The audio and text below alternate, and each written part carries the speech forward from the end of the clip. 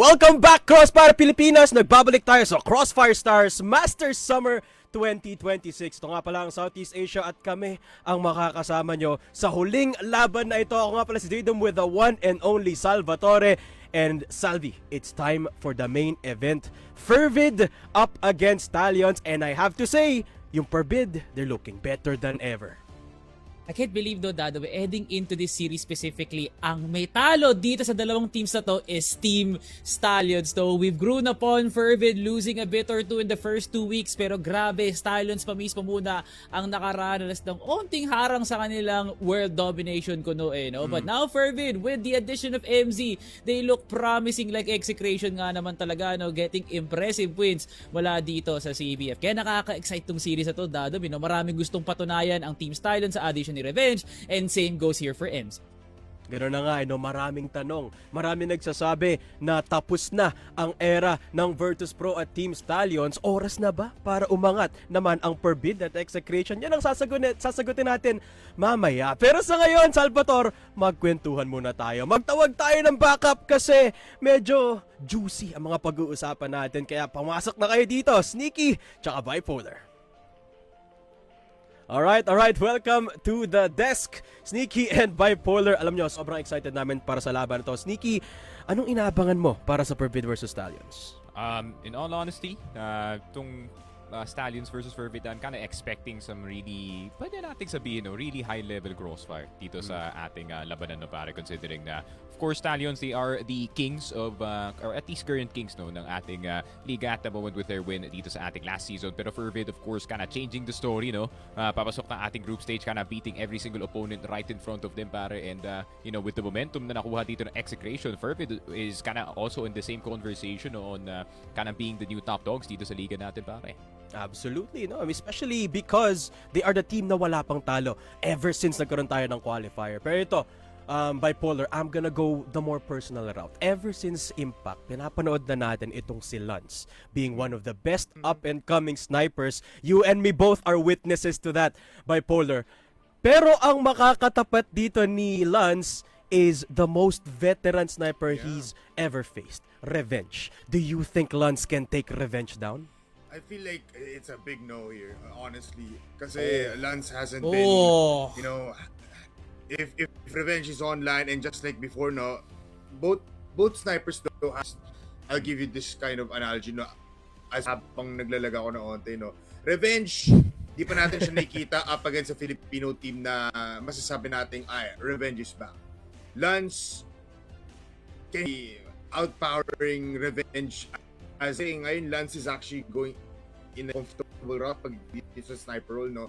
Sinasabi niya na, I have other players naman para humarap para sa akin. Why should they need to do so? So, may contrast ngayon tayo dito for the snipers. If Lance somehow goes berserk, no? Yes. Yung conversation natin na he can outfrag Revenge, outpower Revenge, yes. Pwede naman for now. Wow, very definitive answer mula dito kay Bipolar. Straight up no na hindi kayang patumbahin ni Lance si Revenge. Sige, okay, simulan na natin to dahil binigyan na rin tayo ng hot take ni Bipolar dito.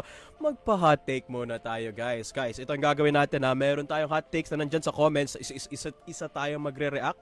Meron tayong, ano nga ba yan? Mild, hot, and spicy, and extra spicy kung di ako nagkakamali. No? Simulan natin dito sa comment ni Sir/Mamsleb TDR3000.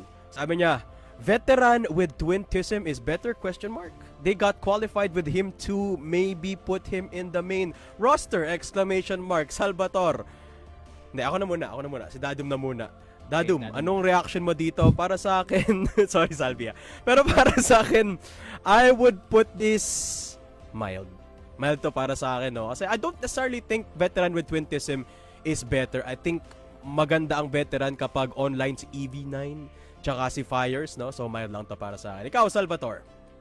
honestly, hot Fred. The mere fact na naisip niya yan is already hot of itself, no? Pero hindi enough para sabihin na, uy, parang ganun talaga siya ka mind-blowing, no? Kasi nga, Twentism is being replaced by like what, 3 players, paminsan-minsan si Fires, minsan si Shock, minsan si EV9. Hindi natin sure kung sino nga ba talaga ang gustong tunan ng role dito ni Twentism, no? As far as I'm concerned, minsan pa nga si Drones pa yung pinapalitan niya. So hindi natin alam kung sino nga ba talaga ang gustong mag-TRG. So the one thought na naisip niya that he thinks Twentism is better, feeling ko that's a hot take for me, no? Kasi kahit naman ilagay mo si Twentism, the results do not change para sa veteran. Kaya hot ako dito. Okay, hot para kay Salvatore for this take. Ikaw naman, Sneaky Frog, Mr. Sneaky Frog, what do you think of this take? Twentism, mas malakas ba ang veteran with Twentism? I think they pretty much look the same in all honesty, no? Feeling ko yung sniping lang dito ni Twentism is kind of giving that bit of an optic, no? Para nga sa kanilang team. And what I like galing dito kay Twentism, no, is he's not really afraid to face yung mga more aggressive angles natin, just like what we saw earlier in LB dito nga sa mapa ng port. So I would say this is something mild, no, pare. Yung, it is kind of like saying na ayun nga, veteran with Fires is way better. It's kind of just like stating the obvious nga dito. So ayun nga, I wish Twentism was on the roster as well. Kaso, that's kind of up to veteran. I actually, do tend kind of agree with it, pare, in all honesty. That's true. I mean, yung performance ng veteran dito, it kind of fluctuates with and without Twentism anyway. So definitely agree with you doon, Sneaky Frog. How about you, Bipolar Veteran? Better with Twentism? Akin, hot.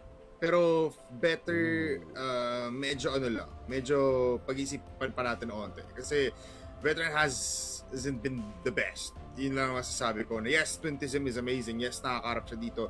He has a different sniper kind of na playstyle compared to drones.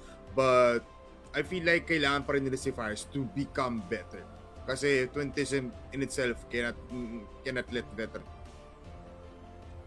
Alright, absolutely. No, thank you very much, Bipolar. Feeling ko kasi yung kailangan ng veteran dito is not one player but direction, no. I think most of the talents would agree, and most of the players as well, no, would agree na veteran has the talent. Kailangan lang talaga nilang direction. So there you have it. Mild para kay Dadum, hot para kay Salvatore, and mild para kay Sneaky Frog. Ano ulit para sa'yo, Bipolar? Hot para sa ano. Hot para kay Bipolar. Direct, ipasak mo na yun dyan. Hot for Bipolar. There's our first hot take. Although veteran, guys, don't take this the wrong way, no. We definitely think veteran has a lot of potential. Nakita natin yun sa laban nila kanina, no, and their match against Team Acceptance, and I feel like with a little bit more time and direction, mataas ang pwedeng maabot ng veteran dito. So there's our first take. Direct, pakita mo na yung pangalawa natin dyan. Alright, here we go. Sabi ni Bossing Jonathan Maningo, I'm sorry if I'm pronouncing that wrong. Vincent is really the kryptonite of execration. They were also defeated by Cuerdas, which is Vincent is also there. Bipolar, simulan natin sa'yo, no? Kasi execration nabasa ko dito. Vincent is the kryptonite of execration. Agree ka pa doon, Polar? Nakala lang yung matches. Para sa akin, mild lang to. Kasi I feel like at the end of the day, chokers pa din ang execration. Oh my God! Oh my God! Putting Cuerdas or at least even matches or even just Vincent na parang kryptonite lang, I feel like no. Nakita nga natin last time si Loy binarag yung mukha ni CBN for the entirety of Ankara. So you can also say that he is also on kryptonite towards execration or specifically towards CBN. I feel like Vincent cannot outplay execration still, pero to put him in a pedestal na kryptonite siya, no. Everyone's a kryptonite for execration because execration, despite me loving them so much, they're still not the best, and lahat pa rin kaya pa rin sila matalo. Okay, spicy words mula dito kay Bipolar, no? Feeling ko magkaroon tayo ng segment na hot takes by Bipolar. Pero anyway, I love the take, Bipolar. Thank you so much.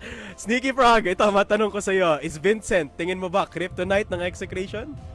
I feel like it's kinda unlimited scope, no? Kung nailagay lang si Vincent being solely the reason why kung bakit nanalo yung matches dito sa ating last na series up against itong Execration. And you can kinda feel, of course, yung frustration galing sa mga Execration fans, especially knowing na medyo napaikot-ikot sila dun sa series na yun, especially on that map number 3.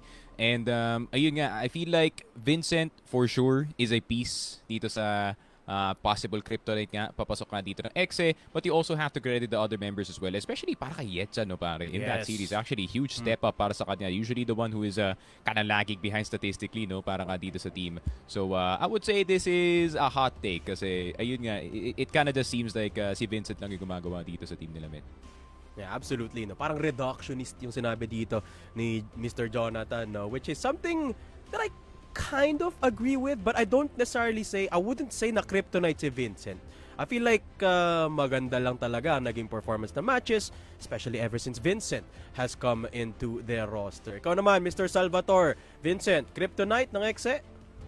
Honestly, pre, mild lang din ako dito, no? Kasi Vincent, he is not the kryptonite of Exe. Cebuanos in general, yan ang kryptonite ng Execration. Kasi kung maalala natin, nung Gaon Gaming pa si Vincent, Execration got the W. Nung panahon na ACX MJ pa si Vincent, nananalo palagi ang Execration on the roster na wala pang Folex at MVA. So to say na si Vincent ang kryptonite ng Exe is already a stretch kasi 2 beses pa lang siya nangyari from one BO5 to another BO3.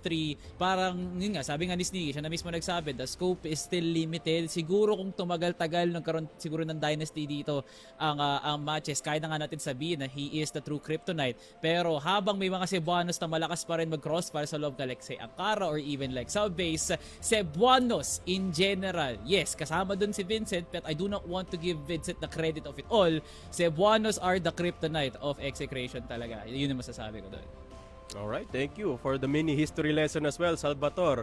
Sabi sa'yo Salvatore knows it all at sabi niya nga, is the dynasty still alive? Para sa akin naman, kay Dadum, no, I think this is a hot take given that it got the conversation going para sa mga talents ko. No? There are some that agree, there are some that don't, but I definitely think this is a very interesting point to bring up. No? Kasi nga naman, medyo may recency bias, but you think about it, pwede itong totoo, no? So, yan, hot para kay Dadum. Okay, next, direct, para sa ating hot takes. Ito na yung mga take natin for this Mr. Jonathan's take. Maraming salamat.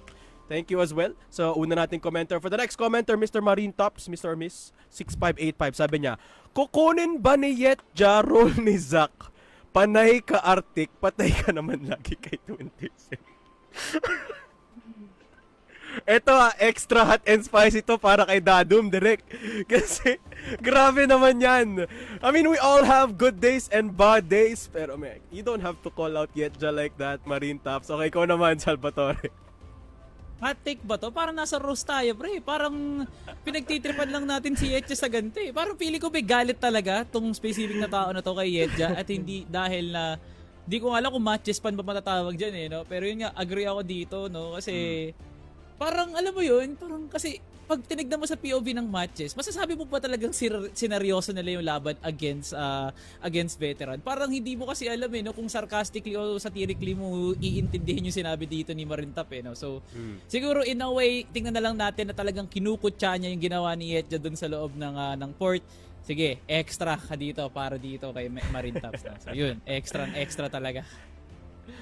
Yeah, I mean, it is an interesting idea dito, Salvi, no, na kung ito nga ba yung full form ng matches going up against veteran or maybe may sinusubukan silang bago. We won't know, but kinall out dito si Yetja ni Marine Tops. Okay, hot. Para kay Salvatore. Sneaky Frog, ikaw naman.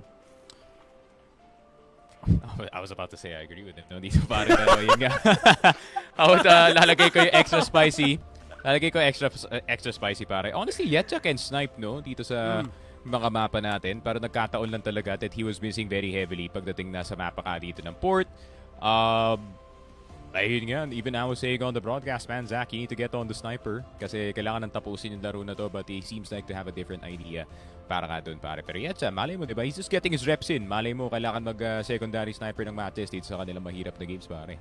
Exactly. And you have to remember as well, right? Kakasali lang ni Yetja sa matches. So, the conversation of experimentation and figuring out the formula could very well still be true para sa matches dito. Bipolar, ikaw, anong take mo dito sa sinabi ni Marine Tops? Sa akin, extra spicy. Nakita ko si Yecha, nag-sniper, tatlong si Twintism, puro sahig lang tinatamaan niya. So, feeling ko, this is just a very, very spicy take mula kay Marine Top, no? But, yeah, congrats, doon.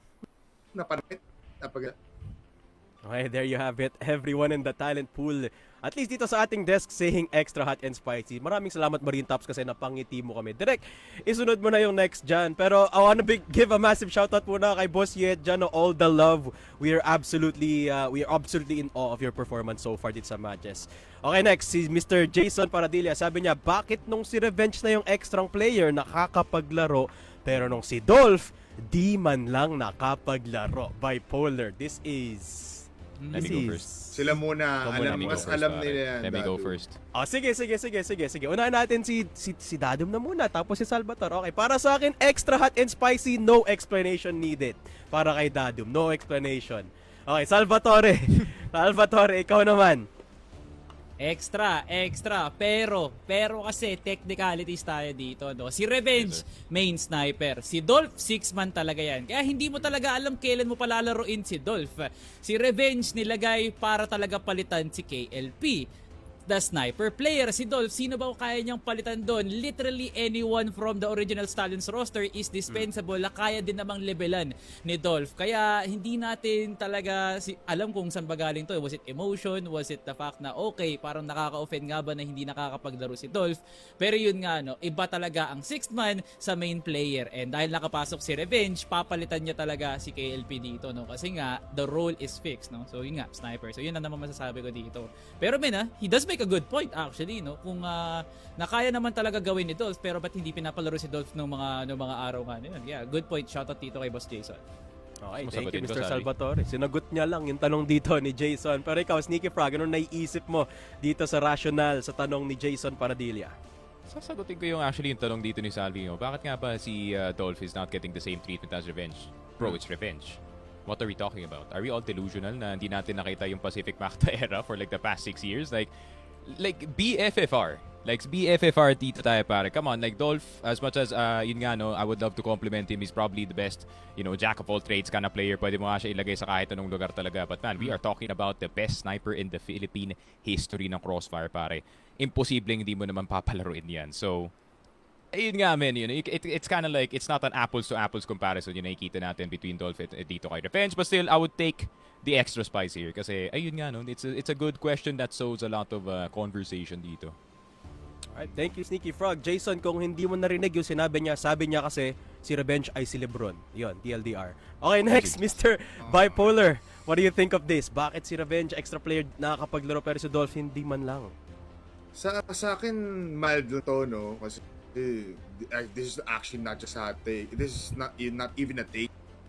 Dumbfounded lang dito si Jason Paradilla that he doesn't know what's going on right now sa mundo.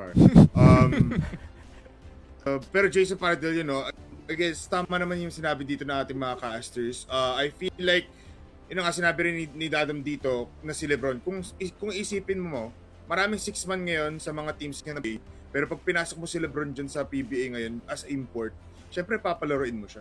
Hindi yung mga 6-man. He is that great. He is that good. So, think of it that way na lang. Na hindi naman 6-man si Revenge.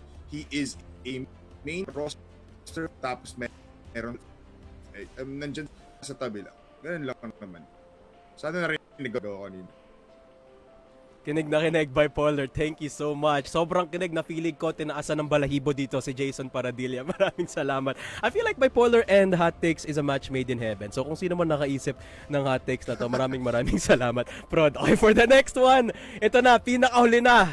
Come on, comments, bigyan nyo kami ng mainit-init na hot take dyan. Direct, ipakita mo na yung last natin na hot take. Sabi ni JR Marquez, FERVID, alisin nyo na si MZ. Kunin nyo na lang si Ninkyu, iligtas nyo sa matches. Kawawa. Bipolar! Pwede ba tayo sa'yo magsimula? Okay lang? Judging it from the take out. Matches to. Hindi. Ikaw. Ako, again, sige, kaya mo yung bipolar. Gumagalaw pa eh. Pero, hot takes lang, no? I feel like this is still so mild. Pero JR Marquez, think of it this way, no? MZ is still better than you.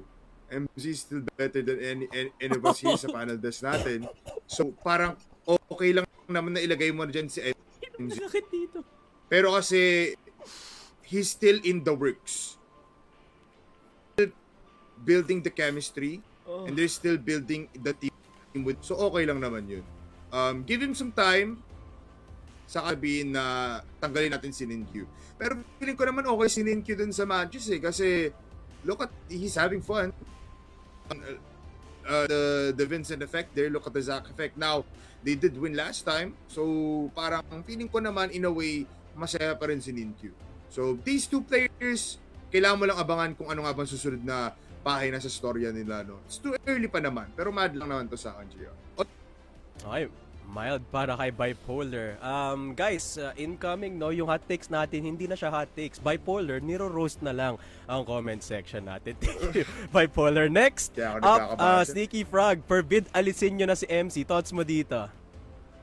Yeah, I feel like it is definitely an extra spicy take, in my opinion. Kasi, ayun nga, no, first of all, roles? The roles apparently just do not exist dito sa mundo dito ni JR Marquez, pare. And ayun nga, MZ being the sacrificial lamb, more of like, hindi siya yung entry na kagaya nga dito ni Ninkyu, no, na he has to go in 24/7 hard. Pero it's more like a entry that will be a sacrificial lamb, basically a buffer para nga dito kay D. And I feel like if you put Ninkyu in that exact position, parang mag-fizzle out lang naman siya eh. If you think MZ's stats is bad, pag pumasok si Ninkyu dito sa team na to, and he plays the exact same way dito sa FERVID, he's gonna score the exact same score. Like yun nga, no, Ninkyu is very reliant pagdating sa kanyang mga solo plays in his own aggression na I don't think it is gonna work within a team setting kagaya nga ng FERVID dito. Pero it's a hot take. Okay, extra hot para kay Sneaky Frog. Very well explained para dito, no? Okay, thank you, Sneaky. Next up, Salvatore. Forbid, alisin si MZ? Is that a good idea? Not really, pre. No? Kasi ganito lang yan. Let me draw up a scenario for you guys. Pag tinanong si A7J kung sinong mas gusto niyang kakampi, let's say si CBN o si MC sasagutin niya 100%. This is just a case of who's a better teammate. No? Hinahanap kasi ni JR yung skill para mas maging malakas siguro ang FERVID. Hindi kung ano yung mas magiging effective para sa isang IGL tulad ni A7J. Kahit anong araw dito sa kalendaryo natin, no, pagpapapiliin si A7J, ang tanging niyang sagot dito is going to be MZ. Ninkyu will not solve any problem. Si MZ pa nga lang nasolusyon na nakagad dito yung mid-rounding ng FERVID eh. What more pa kaya si Ninkyu? Baka feeling ko kasi Ninkyu just works with the system na binibigay ni Vincent at okay na yun. Kailangan lang talaga nila palaguin at bigyan mo naman siguro ng oras ang matches, no, Boss JR Marquez, para lumago pa nga sila. May regionals pa, makakapag-Swiss pa yung mga yan. Pero itong FERVID, okay na silang nandyan na si MZ any time of the day. Okay na yung binibigay na role na yan. And at the same time, MZ is as effective as he can is kasi nagiging magandang kakampi to para kay A7J. Yun naman masasabi ko dito. So, extra hot to. The mere fact na naisip mo yan, napaka-solid po talaga, Boss J. Okay, extra hot para kay Salvatore. It's time for Dadum. Para sa akin, pwede bang original, hindi to spicy. Di man lang, parang wala man lang paminta itong take na to. Kasi, it's just plain wrong. Remind lang kita, JR Marquez, FERVID, ever since picking up MC, wala pa silang itinatalong match. That's how good he fits into this roster. Second point, tinan mo yung roster ng FERVID. Dre Zipper, D, A7J Lance. Kumbaga, 4 na Ninkyu na yung kasama ni MZ. Bakit talagyan mo pa ng isang Ninkyu? You're just plain wrong. You're wrong about this. Sorry. Kalmado si Dadum. JR Marquez, I hear you. This is a wrong take. Kaya mild lang para kay Dadum. Pero, ayun, maraming salamat sa mga nag-comment ng hot takes. Guys, mag-comment lang kayo dyan, no, kung gusto nyong ma-feature sa ating hot takes or kung gusto nyong masunog ni Bipolar na may gustong sasabihin. Ano yan, Polar? Ano yan? Ito, JR Marquez, try natin. I'll give you a little bit of thought, no, para mas maging hotter yung take mo. FERVID, ibalik nyo na lang si Jacob. Ganun na lang. What? Parang ganun din, no? Hot take din. I mean, it's... Hot take. I would rate it mild after what he said. Jesus Christ. Pero food for thought, no? Kasi parang gano'n na rin yung sinabi ni Boss JR dito, no? So it's a very good point, Mr. Bipolar. Maraming salamat sa lahat na nag-comment at maraming salamat sa inyo, aking mga co-talents sa pagbibigay ng inyong mga opinion sa ating hot takes. Bago tayo magpatuloy dyan sa ating featured matchup, that is STS and FERVID, magpapahinga muna kami kasi isa-setup na natin ang laban. This is CFS Masters Summer 2026. Magbabalik kami, kaya huwag kayong aalis. Welcome back, CROSSFIRE Pilipinas. Ito pa rin ang CFS Masters Summer 2026 at kami pa rin ang kasama nyo para sa araw na to. Daydom and Salvatore nga pala for the main event, Stallions versus FERVID. Alam mo, Salvi, ang dami na nating sanabi kanina tungkol sa dalawang team na to. Pero pag-usapan pa natin kasi parang ngayon pa lang natin nakita na medyo natatapilok ang Team Stallions.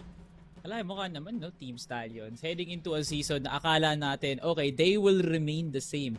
Pero papasok tong dalawang teams na to with major roster shifts, no, with departures and very much mas mabigat na mga additions, no? KLP for Revenge for KLP, tapos MZ for J Kim, akalain mo nga naman. Pero dito muna tayo kay Revenge. He is going to enter the series with a 2.45 KD. Dito na masasagot, no? Isang magandang testo para kay Revenge. Malalaman nga ba natin kung talaga nga bang Revenge, does he still have the form? Nagiging malakas nga ba siya because of the opponents na binibigay nga sa kanya? Because sa ngayon, no, napaka-inflated nga ng numbers na binibigay. Pero you will never doubt talaga na for the years of experience na meron talaga si Revenge, he is going to be that player sa labi na dudurugin talaga ang puso ng mga tao, no? And I feel like Team Stallions, nakikinabang din talaga sila sa veteran prowess na meron si Revenge. Kung matatandaan nyo, with that 1 year na nawala si CYK, Revenge took the ranks of the IGL at nagbi-mid round talaga for Pacific Macta, and he got third place because of that, no? Not really expected na magcha-champion nga sila, pero yeah, third place in a league wherein there is EVOS and Ubek Maniac, I will take that any day.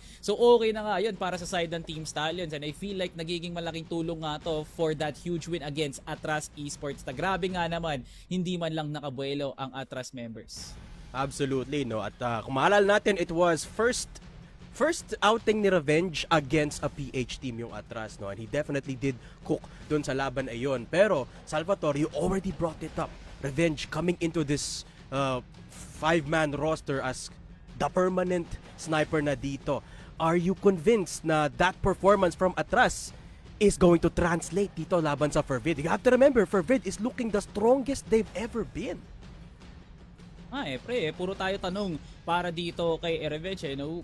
Pero ngayon pa lang, pinakamagandang test na nga to, no? Ulit-ulitin talaga natin because he will be facing not just one but two snipers being A7J and Lance.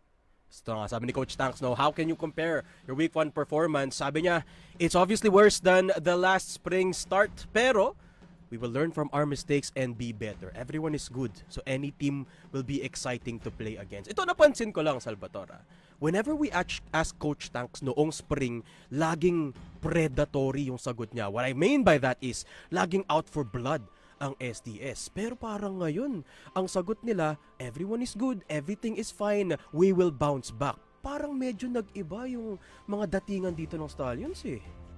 Honestly, no, nakakapanibago dito para kay Coach Tanks to call one loss the worst start. Kasi nga, nasasanay silang nananalo sila palagi.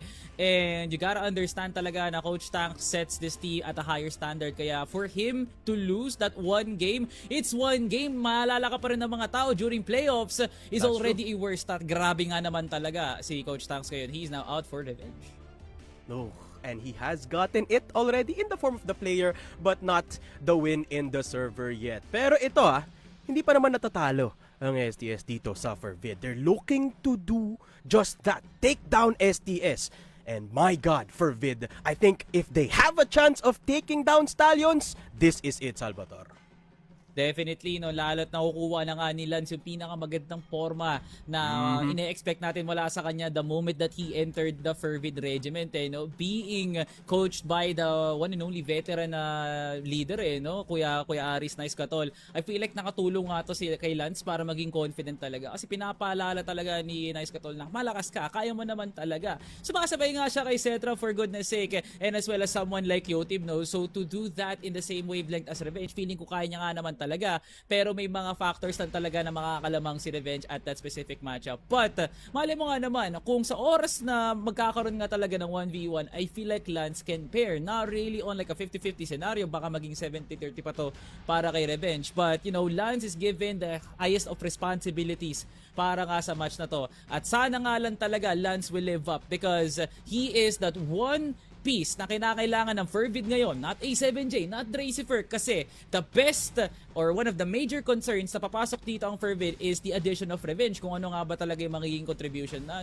Dadom. So yeah, FERVID needs to be prepared for not just, you know, Revenge, but you know, everything in between sa kung ano nga ba talaga ang capability ng Team Stallions.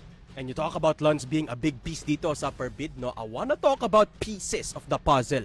And what better piece to talk about than the newcomer dito sa roster na to, MZ. Fitting like a glove. Ever since sumali siya, sabi ko nga, hindi pa natatalo. Kita nyo naman sa match history ng FERVID, no? Matches, TB, CBF, lahat na ipanalo ng FERVID. I mean, Revenge, yes, he did join the STS roster, but I can't help but feel like yung pagpasok ni MZ dito sa FERVID, yun yung magpapapanalo sa kanila. Sabi nga ni Dio, nung tinanong siya, sino ba yung toughest matchup nyo sa week 2? Syempre, Team Stallions, because they are the world number 2 and region number 1. Expect the unexpected, Salvador. Grabe naman, no? Ito rin yung parehong play na sinabi, I'm just a kid who loves to play CROSSFIRE. Pero the moment na binigay sa kanyang STS, nagbago nga yung pinakita mo talaga ang tunay na balat mo, no, D. Pero man, words na manggagaling kay D, I can respect that. Kasi isa lang siya sa mga kayang makapagsabi talaga ng expect the unexpected because FERVID, with the addition of MZ, has been on a fiery hot start. At talagang na-expect na nga namin yung unexpected. Akalain nyo nga naman, 2-0 nyo yung CBF and right now, you are given Team Stallions. Wala na kaming mas ine-expect pa kundi sa unexpected talaga na pwede mangyari sa series na to, Dado.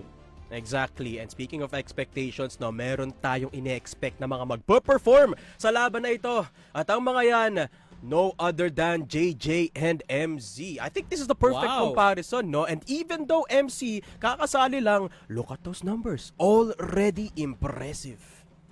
Okay, no, kung maalala mo, these are past matches and the last match of JJ was from the side of veteran, no? And as here for MZ, kalaban niya dito CBF, no? Mga dati niyang kakampi at mga dati niyang kaalyado. So the mere fact that 1.14 KD for MZ, it's not a fluke. It's really its best performance talaga on a given day. At kayang-kaya niya nga talaga gawin yun no? Siguro sa ibang araw kaya natin sabihin na di tayo dapat tumingin sa numbers, no? But JJ scoring .99, I feel like hindi lang talaga siya activated on that series alone. Pero mali mo nga naman talaga, pagpasok talaga natin sa laban, baka mas makita pa natin ang peak JJ or better yet, the glass ceiling being broken dito para nga kay JJ. Pero it just shows na meron naman talagang pwedeng i-compare dito si MZ na hindi lang siya basta isang piraso dito na pwede nating overlook. He is also a piece na nire-respeto ng Team Stallions. Exactly. And I love that you brought up the match against CBF, no? Kasi feeling ko yun yung magandang benchmark kung nasaan ang isang team. Remind lang kita, Salvatore, no, nung nakalaban ng FERVID ang Comeback Friends,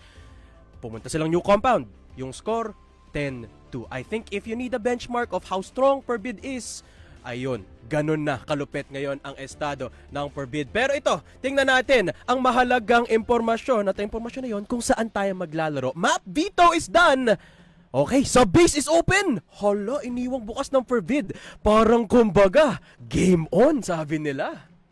Honestly, no, pre, I feel like it's a given move talaga ng FERVID, no? Na parang, okay, do your best dito sa ating map veto, no? At wala namang kinakatakutan ng FERVID sa loob nga ng subbase. They still have the pieces, they still have the mind of a very good team sa loob nga ng subbase. Pero kasi this is Team Stallions, ranked number 2, the whole world talaga inside of that map, and that is the map that I do feel like isa sa mga bagay na hindi mo po pwede i-contest laban dito sa Team Stallions. FERVID, kung talagang hilaw pa sa utak nyo o baka preskong pa, dumikit kayo sa Eagle Eye. Why not prioritize Eagle Eye, or just ban out subbase para mapilitan ang Team Stallions sa piliin yung mapang yun. So I'm just in shock, no? Na binigay nga ng FERVID, yes, it's one of their comfort maps, but this is not just any ordinary team na makakalaban nyo, no? At ito pang mahirap dun, magsisimula pa kayo sa blacklist side. My God, FERVID, that is an insane move. Kasi kung subbase, GR gugustuhin mong simulan Pero no, for FERVID, they have the utmost confidence heading into the series.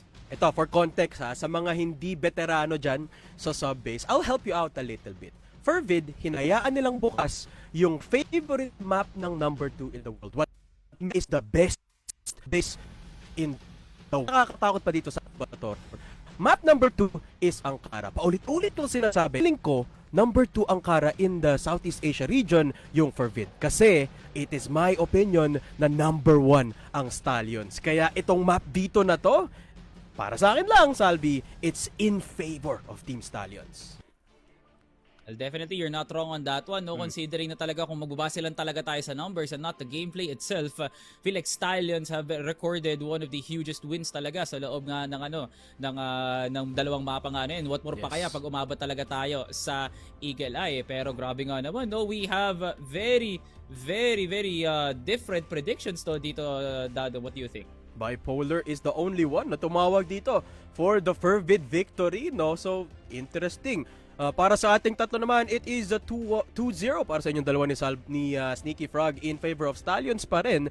At ako naman, I think makakakuha ng mapa ang FERVID, pero given nga na maganda yung map dito para dito sa Stallions, I feel like maganda pa rin ang maganda pa rin ang kanilang postura. Oy, bit of a correction si Sneaky Frog. Sabi niya, 2-0 per bid daw ang kanyang predictiones. Okay, gusto ko marinig yung take ni Sneaky Frog. Mamaya, no, tanungin natin siya. Pero, hindi sang-ayon ang community natin, Salvatore. 88% ang naniniwalang Stallions ang mananalo. Kasama ka dun eh. Nasa na ba yung ibang mga fans ng FERVID? Pagka alam ko talaga marami sila pagkalaban nila execration at matches, pero pagkalaban ng Team Stallions tila nagiging orange ata yung sinusuot nilang jersey, hindi na nagiging puti at nagaan yung kabayo na. Nasaan na nga ba ang mga OGs yan, mga day zeros ng FERVID? Nakakapagtaka nga naman talaga, kaya lumabas na nga kayo at baka kinakailan nyo na ang FERVID kasi nga nandiyan na nga ang Team Stallions no? Pero mali mo nga naman talaga, mas magiging magandang kwento yan kasi mas kita tayo pinagdududahan ng FERVID and what more pa kaya ang kanilang mga taga-supporters. And the best headline that we could possibly see is another loss on the column of Team Stallions via FERVID. At yan talaga ang inaabangan ng team na yun mismo. Maraming magiging usapan, maraming mag-activate na podcast at maraming magiging material to para sa mga tao. Ako mangyari man yun, Salvatore, no, it's going to be an explosive season, which is crazy considering yung huling dalawang season natin dito ng Masters has already hyped up to be some of the best CROSSFIRE we have ever seen. Ito, Salvatore, habang hinihintay pa natin dito maging ready yung mga teams natin, pag-usapan natin yung mga bagong dating dito. MZ going into FERVID, Revenge going into Stallions. The transition hasn't been the smoothest para kay Revenge, pero si MZ sobrang solido ng pagpasok niya. Siguro hindi pa talaga natin fully na measure no? Kasi yung nabibigay na sample size dito para kay Revenge hindi pa ganoon kalaki kasi considering na hindi natin siya binigay kay Execration, matagal pa natin makikita yung laban nila against Virtus Pro, yung CBF pati matches na laban matagal din pa natin makikita. Whereas dito kay FERVID, talagang tinapat kagad siya up against the likes of CBF, mga dati niyang kakampi, no? So I feel like MZ heading into the last part of Swiss and as well as the start of Masters, parang maganda na yung mga masasabi natin, but these are two different roles kasi Dado, parang this is specimen A, this is specimen B, hindi siya talaga makakalamang it's going to be balanced in between because makikita pa talaga natin yung pick ng dalawang teams na to habang tumatagal tayo in this group stage. Ganoon na nga ang sarap isipin, ang sarap pag-usapan ng dalawang higante na to sa CROSSFIRE Southeast Asia. Kaya magtawag tayo ng backup, baka may magandang input pa dito si Sneaky Frog at saka si Bipolar. Pasok na kayo dito sa ating caster desk. Ayun, hello, welcome Sneaky Frog and Bipolar. Ito, Sneaky, pinag-uusapan namin kanina the transition of the 6-man into the main roster. It is Revenge going under the magnifying glass. And I will ask you the bold question. Is he going to fare better than KLP laban sa FERVID? I think, specifically para dito sa matchup natin, I would have actually wanted to see si KLP. I feel like they don't really need additional aggression at the moment para dito kasi sa FERVID. I mean, FERVID is gonna be looking for the fights themselves dito sa mapa natin. So I think anchoring of KLP would definitely of big help para sa kanila dito. But if Revenge is still playing, I feel like he can still do the exact same thing. Pero pakiramdam ko kasi Revenge is kind of more prone to getting punished sa kanyang mga aggressive moves, considering mas proactive siya kumpara nga dito kay KLP. So yun yung caveat na sinasabi ko dun sa di lang dun sa post ko but also on previous also on previous broadcast no, dito sa mga foreheads natin na I feel like KLP and Revenge, both of them have their respective use cases Yes. dito sa mga series natin. And yun nga, in my humble opinion pare, I feel like KLP should be playing right now considering yun nga, familiarity na matchup, and at the same time, once again, they don't need more aggression sa team na to pare. That's a very big take mula dito kay Sneaky Frog. Thank you so much no sa pagsabi nun. And isa pa sa pwede kong isipin dito no, is yung communication. You have to remember, Revenge is coming into an all Cebuano roster. So pwede natin pag-isipan yun. Bipolar, do you think magiging malaking pagsubok kay Revenge ang pagpasok sa all Cebuano roster na to? Oh, for sure. Kasi kung titignan mo yung laban natin ngayon, FERVID has a lot of aimers in their bags. Just from the end itself, parang umuusbong na dito ng sheer headshot potential, no, ang buong FERVID. So, even if aggressive nga dito si Revenge, even if he gets early pickoffs dito sa ating GR side natin, once mag-execute dito ang FERVID, baka magulat na lang siya. There's already a flashbang beside him, or even a bullet on top of his head, no. So parang delikado na lang din. So that's why ganun din yung scoring ko. That's why it's a 2-1. But the map dito, I would have loved to see something else for FERVID here. But again, it's a testing point para sa kanila, and even for Revenge, this is a testing point for him if he can really be playing with the Stallions. Exactly, no? Pero kasi when it comes to map dito, Bipolar, ano pa? Saan pa tayo pupunta? Lahat ng mapa, delikado eh. Pero ito pag-usapan natin itong mga watch points. Unang-una, can Team Stallions break FERVID's win streak? Wala pang talo ever since the qualifier ang FERVID. Last season, it was FERVID's mission to end STS. At ngayon, it's the other way as FERVID is number 1 with 3-0 Salvatore. Honestly, pre, no, this is a guaranteed 100% yes. At kahit hindi man to magawa ng Team Stallions, bago magsimula ang laban, pag tinanong mo ang isang tao, oo, ang sagot pa rin nila, this is still Team Stallions, no, na masasabi mong sugat lang naman talagang kinagat lang sila ng lamok tulad nga ng execution dito, eh, no? And the fact that the macro is still there, wala namang na-throw off, wala namang bumaba, those were 3 close games. Hindi mo nakitang na 10-4, na 10-3 ang Team Stallions. So heading into this series, they will show their best. And definitely, they can break the FERVID win streak. Kasi once again, this is still Team Stallions being touted as one of the best teams, if not the best, currently, right now, no debate. Kaya heading into one of the matchups na feeling ko normal lang para sa kanila, despite it being the other way around na ngayon, yes, it's a guaranteed 100% talaga na Team Stallions can break that FERVID win streak. Okay, definitive answer mula dito kay Salvatore. That is a resounding yes. I agree. Feeling ko kaya talaga ng Stallions talunin ang FERVID. Pero ang tanong dito, gagawin ba nila yon sa araw na to? Thank you very much sa ating production for the first watch point. What's our next one? Can we see that? Para matanong ko naman si Sneaky Frog, anong iniisip niya tungkol sa laban na ito? Mr. Director, Madam Director, can we see the next watch point dito? Kung ano ang ating dapat panoorin para sa laban na ito. Pero Sneaky Frog, ito, tanungin muna kita habang iniintay natin yung ating watch point. I mean, pinag-usapan na namin kanina yung Revenge coming into STS. Pag-usapan naman natin MZ into FERVID. Is that the missing piece that FERVID has been looking for para makapasok sa top 2 natin? Yeah, definitely can be, no? I feel like MZ is the best addition that you can ask for para nga dito sa FERVID, especially considering na they don't really need another star player, eh. Para sa kanilang team dito, para they just need a dude that goes in para dito kay D so he can get as much space as possible, no? Para sa team namin. Okay, Revenge is out for blood dito, Sneaky There we Frog, leading the season with a 2.45 KD. Revenge comeback is off to a great start. Is it his comeback? Yeah, I wouldn't say no, we can fully say that it is his comeback yet dito sa tournament natin, or at least in the whole CFS environment nga natin, no, pare. I feel like the past 2 games para nga dito sa side ng Stallions was his numbers are kind of inflated considering na you could say that these are teams na 9 times out of 10 tatalunin nga dito ng kagaya ng team ng FERVID. So I would not say na this is Revenge fully back dito sa tournament natin. Sure, he's hitting some very nice shots up against a very good teams, pero just because they won up against Atras doesn't mean I'm fully convinced na kaya nilang talunin or kaya ni Revenge talunin kung ano man powers meron dito ang FERVID. So I need more evidence, kumbaga, yung hinahanap ko para na makakumbinsi ako na gagana tong roster change na to, pare. Kasi para sa akin, men, yun nga, just like what I said dun sa thoughts ko from week number 1 at week number 2, I feel like they stopped growing, man. Ooh, that's a interesting point to bring up, no? Pero mamaya natin yan pag-usapan, Bipolar. Ang pag-usapan naman natin ay si D. I firmly believe si D, siya ang next big rifler, next big attacker natin dito sa CFSPH. Do you agree, Bipolar? I agree with you on that, Dadum, fully, no? Kasi nakikita naman natin dito si Dina. He's not just an instant talent, but a person that can really outfrag most of the lobby natin. Even though nandito si Kano, even though nandito si Loy, I feel like they can really shine pagdating dito sa laban na to. Out of 96 kills, 72 headshots, that's a pretty insane feat if you ask me. Kasi these are top talents na nakikita natin. These are players that are on par with each other, no, with our narrative coming na parang lahat nag-i-improve. So, something to look out for will be dito sa FERVID. Absolutely. Ano yan? 75% headshot percentage dito sa 96 kills niya over towards Masters. Absolutely impressing everyone. Pero ito ang pinakamalaking kalaban na makakalaban niya so far, STS. The biggest question, makakapag-perform pa rin ba si D? Lalo na ngayon na Team Stallions ang kalaban nila. This is going to be an interesting one. Any final thoughts, Salvatore, para sa laban natin bago natin i-handout sa ating mga catchers, bago natin simulan ang laro natin?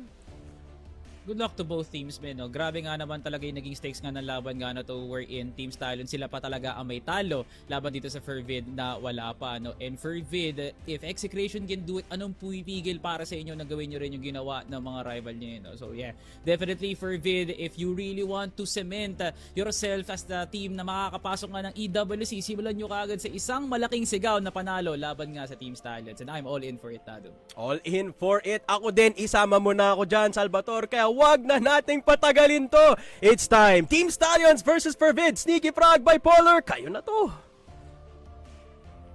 Yun ang ano, big teams and big tests. Yan na makikita natin dito sa Stallions and FERVID matchup natin. Sneaky Frog, sub-base for our very first map. You talked about the aggressiveness here of Revenge, but I feel like we could also talk about the aggressiveness of FERVID and how they'll be conquering the BL side since dito sila magsisimula. Any thoughts dito sa possible first half na?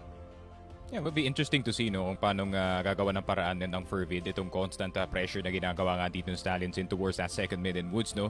Pakiramdam ko gagawin dito ng Team Stallions, they're gonna try to greet FERVID at the gate kasi gusto talaga nilang pantayan, or I feel like nasa confidence naman nila na kaya nilang pantayan in terms of firepower itong FERVID. But at the same time, no, you really have to rack the brain of A7J na sobrang bilis mag-adapt ng FERVID, especially when it comes to the mid-round, and it kinda caught yung mga better teams natin, especially when it comes to yung kanilang prior games dito. So, ayun nga, no, that's why I do, place all the chips on the side of FERVID pagdating sa prediction ko nga, pare, because I feel like they're not just the fastest growing team, pero at the moment, in terms of yung macro, they kind of show the best dito sa tournament natin. Pero you still have to consider, at the end of the day, Stallions pa rin yung mga kalaban nila dito, pare. Yeah. If you cannot win those gunfights na nasa loob ng site, or you cannot win those gunfights para makakuha kayo ng advantage dito sa mapa, then Stallions will just run you over. Yeah, absolutely, Sneaky. I would love to put more emphasis dito sa macro ng FERVID since they are on the BL side. No, we saw craftiness mula dito kay A7J na last time na nakita natin sila sa Sabis, they were really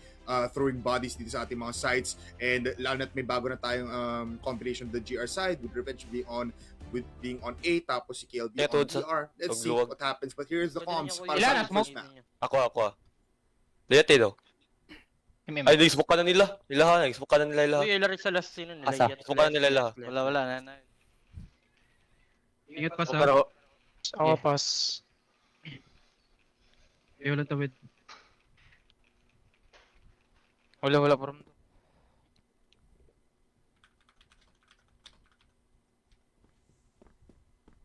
Lund surprisingly talking a lot, no, Sneaks. This is something new, I think. Definitely. Yung nga, Stallions not going for anything too aggressive dito sa round number 1 natin.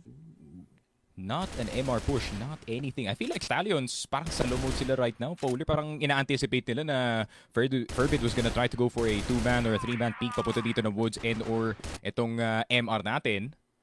But at the same time, yun nga, FERVID also thinking the same thing, no? So nagkatigilan lang sila dito, man, in all honesty. But Stallions, of course, it's a very hard default to crack, no? Especially considering na hindi naman fully committed si KLB dito sa luwag. He is just waiting for the delay. But look at this possible locker room take. Pero careful talaga yung FERVID dito, pare. They do not want to miss any step. Yeah. And again, I expected a revenge on A. But I guess since it is FERVID, they'll be taking the KLP route kung saan DR player. Yung sniper bot. Here comes the entry. Tracer with one. Loy with as well. Pero it's a bloodbath as Revenge gets killed. And everybody on base side will get killed as well. Mag-iisa lang dito ang El Capitan si KLB, and he needs to retake this versus 3, Sneaky. He is a heavy hitter with the HK. Pero with 30 seconds to play, D now entering and going in bodies. Tignan mo naman yung double play doon ng FERVID to close out the round. And this is what I was talking about, pare. Hindi ka talaga pwede mag-miss pagdating sa executes dito if you're on the side of FERVID at hindi sila nagbintis doon, pare. Sakto yung kanilang pagpasok ng tatlo dito sa passage. Isa dito sa MR, isa sa second mid. Sobrang distracted yung Stallions trying to rotate back into the B side. And in within that chaos, FERVID nakuha nila tong map control natin. No problem. You just saw the kill feed fly across the screen, pare. Yeah, lahat sila tumama doon. Isipin mo yun, tatlo nakapasok ng passage and two kills already go into their name. Lahat basically just melted down here for B-side. Meanwhile, sila nahanap niya pa nga mismo si Revenge. He was expecting that sniper's sightline wala dito sa buong STS. And now, in round number 2, met with distance ulit yung dalawang nating teams. Yeah, a lot more passive of a take para dito sa STS. And I feel like this is definitely a FERVID specific adjustment, no, Polar, para dito sa side ng STS kasi yun nga, you're gonna have to talk with tanks the day before. Obviously, you're doing vault reviews, no, pare, and you're really trying to avoid these openings na kalakasan talaga dito na FERVID. For some reason, nakakahanap talaga sila ng 5v4 sa start ng round. And I feel like that also is credited, no, dito kay A7J kasi yung mga plays na sinaset up niya just for the sake of locker room control, may guarantee at least a 70% chance of working dahil sa utility, pare. Yeah. Ito, in a good spot, though. Look at this, though. Loy. Good spot, pero wala na yun, Sneaky, as he just dies from these headshots. Kano, fast on the footing, pero mahanap niya si MC through the smoke. Meanwhile, A7J can't enter the side. CROSSFIRE will get killed, and everybody melts as well. But this time, it's gonna be FERVID down on players. Lance will kill off JJ, pero never mind! What a two-piece mula kay Lance. FERVID, despite losing a lot of players there, nahanap pa rin nila yung round. Grabe. Like a certain post dito sa Sockmed natin, pare. This is Lance. Dito sa ating labanan. And nagpapakitang gilas na siya, men, off the jump. 4-0 already. Para dito kay Lance, pare. And especially him, no? Kung uminit na medyo maaga-aga dito si Lance dito sa ating labanan ng subbase, ayun nga, that is where the difficulty comes para dito kay Revenge, pare, as he has to be a bit more proactive at siya maghahanap dito. Pero STS assigning Kano to be the one pushing forward dito, pare. Small adjustment, Sneaky. Put Kano on Woods to deny them from even entering. MZ down. No trades there. Never mind. Lance with an easy shot. KLB stuck on the left side, and D gets the headshot there as well. 2 down for STS. Dre spotting. Itong si Loy. Loy probably gonna be a bit excited para i-push yan, pare. It just seems like FERVID knows exactly kung ano gagawin dito ng Team Stallions, pare. And at the same time, pansin mo to, Polar. Every time na magsisimula ng fight dito yung FERVID or anyone dies or if they try to find for a trade, hindi lagi mag-isa yung player dun, pare. A7J, he was waiting for his teammate. Nakasamahan siya dito sa woods para i-confirm yung pagkapatay nga dito ni Kano. And what a nice way, what a nice macro nakikita natin galing sa FERVID, pare. Yeah, it feels like kapag pumasok ang FERVID, it's a full army just like this. Yes, mga kapatid ka Revenge, pero kailangan mong kumuha dito ng dalawa. JJ now for the cover. But B-side, kuha na yan. Mag-isa na lang si JJ. And look at A7J, despite him having 11 HP, mahanap niya pa si JJ dito crossing the lines. Lance will plant. And he has an M14. He can just spray on down pag nahanap niya dito si JJ. But A7J doesn't even need it. The USP will kill him off. And that's FERVID again. 3-0 already here in sub-base. And now it's a timeout for STS. That's early. That's way too early. That has got to be the earliest timeout the Stallions have called in this entire tournament. Maybe the entire last season, no? Wala pa akong nakikitang game nila, pare. Round number 3 pa lang ay magta-timeout. At least pagdating sa seryoso, no? Kasi, you know, Tanks, paminsan-minsan, he will time out on a 2-1 and will just remind his bros. I think it was Eagle Eye, no? If I'm not mistaken. But that was the Rosea. The Rosea match, pare. So, yun nga, the seriousness is, hindi natin alam what point it is. Pero, man, in terms of a start para dito sa FERVID, pare, this is the best start that anyone has had up against itong Team Stallions dito sa ating tournament, pare. And yun nga, you would love to give credit to the way that FERVID is fighting yung mga fights nila, men. Walang mag-isa pag may magsisimula ng gunfights dito sa mapa natin. You can see A7J or itong si MZ despite dying dito sa may heaven side natin, men. Instant trade galing kay D. galing sa passage. If there's another fight going on dito sa second mid, even though the C4s are up, you can see si A7J is also trying to help his teammate create as much chaos as possible. But at the same time, it feels like yung ginagawa ng FERVID dito, they are forcing Stallions to fight them on their terms. And Stallions, of course, predisposed to disadvantage sa ganun pare kasi sila yung kailangan mag-forward dito.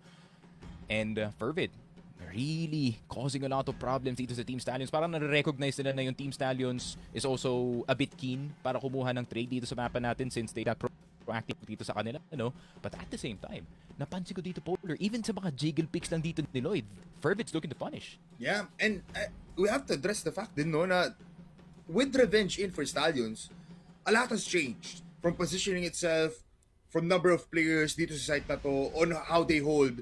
Pero, Sneaky, you said this also. Meanwhile, habang naglalaro pa dito yung ating players before we head into time, parang alam ng FERVID lahat ng ginagawa ng STS kahit hindi pa nagsisimula yung mga rounds.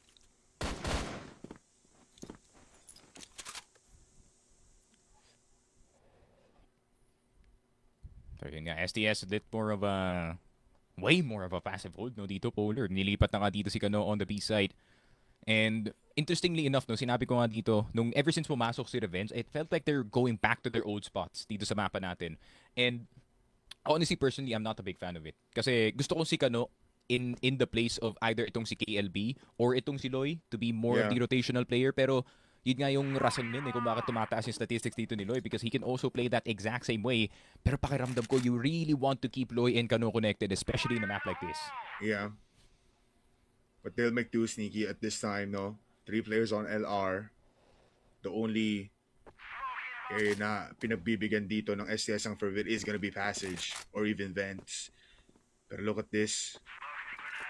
Talk about proactivity for Vid now, trying to move their way towards the sites. They'll go towards vents. MZ to be the entryway. Together with Luns and Revenge is sitting in the site. They might find him immediately if they just drop down. Pero ito na, luwag push it together. It's gonna be an A-split. Kung saan mamamatay agad si Loy. Revenge cannot go into the site. Mamamatay lang din! And that's it, D! Opens up the site. Walang namatay dito for FERVID. Di man lang nakakuha dito ng STS. And they're stuck dito mismo. And Luns with the cover. What the hell? They know every move of STS in round number 4. And tingnan mo ngayon, KLB and Kano. They're stuck on CR. They want to force their way in. Pero 20 seconds is left. KLB alam na nakakuha ng isa. Lance is still alive here. And he might just do some damage. This is just distraction at this point, Sneaky. Delay is right. And look at this. KLB still finding kills. Pero Kano versus Tracifer. He doesn't know where he is. Nasa likod lang ng box. No more time. And Kano falls down. What a play mula kay FERVID. Grabe, yung tinatanong dito ng FERVID, pare, what is STS without their firepower? And it seems like there is nothing fighting back dito sa mapa natin, pare. FERVID beating them on every single point of the map. Pero JJ galit na kapasok dito ng MR. He's got an A7J. Ano yung reaction ng FERVID? Ito na yun, Rampart Stallions going in, killing everybody from FERVID. Pero it goes into a 3v3. Stalemate once again. Kung saan si Loy stuck in ILR. Close by MZ. They digress though. Everyone calms down in the second na biglang tumama yung 2 minutes. Pero open yung CR, ha? Pwede bumaba si Lance. You can also get some angles kung sino man yung nakatayo dito sa A site, pare. I would not be surprised if FERVID starts moving towards the A site and or passage to second mid split, pare. Posible yan. Possibly. Hindi narinig. Still wary. Nakatago pa rin dito yung buong STS. Look at Revenge. Close towards DR, pero dire-diretso na sila! They find Chloe! Lance falls down, pero Revenge, sneaky like a bugger, diretso lang din dito, finds D, pero mamamatay lang din! The HK is insane, and again, FERVID! Win streak now in terms of rounds, 5 straight points! Grabe, FERVID. Mukhang yung gamble nga nila na pagbukas dito ng sub-base dito sa mapa natin, not even banning it in the first place was definitely worth it. Paalala lang, before the arrival of Ubek Maniac, A7J's Mattes was the best team on this map. And it seems like that effect is still present in the big 26, pare. FERVID looking also solid dito sa mapa natin. And STS, they're getting caught in moments na akala nila safe na sila dito, men. The rotations, they can just try and see if they can go in between the sides. But in between those timings, pare, dun nagsastrike yung FERVID. Oh, Sneaky. Para tayo nakakita ng isang diamante na hinukay lang natin sa lupa because this is so rare to see that Stallions is struggling. That we cannot feel the Stallions make plays on the GR side of their own hometown sub-base. Down ko this Woods position. Pero yung C4 nandun pa sa may MR.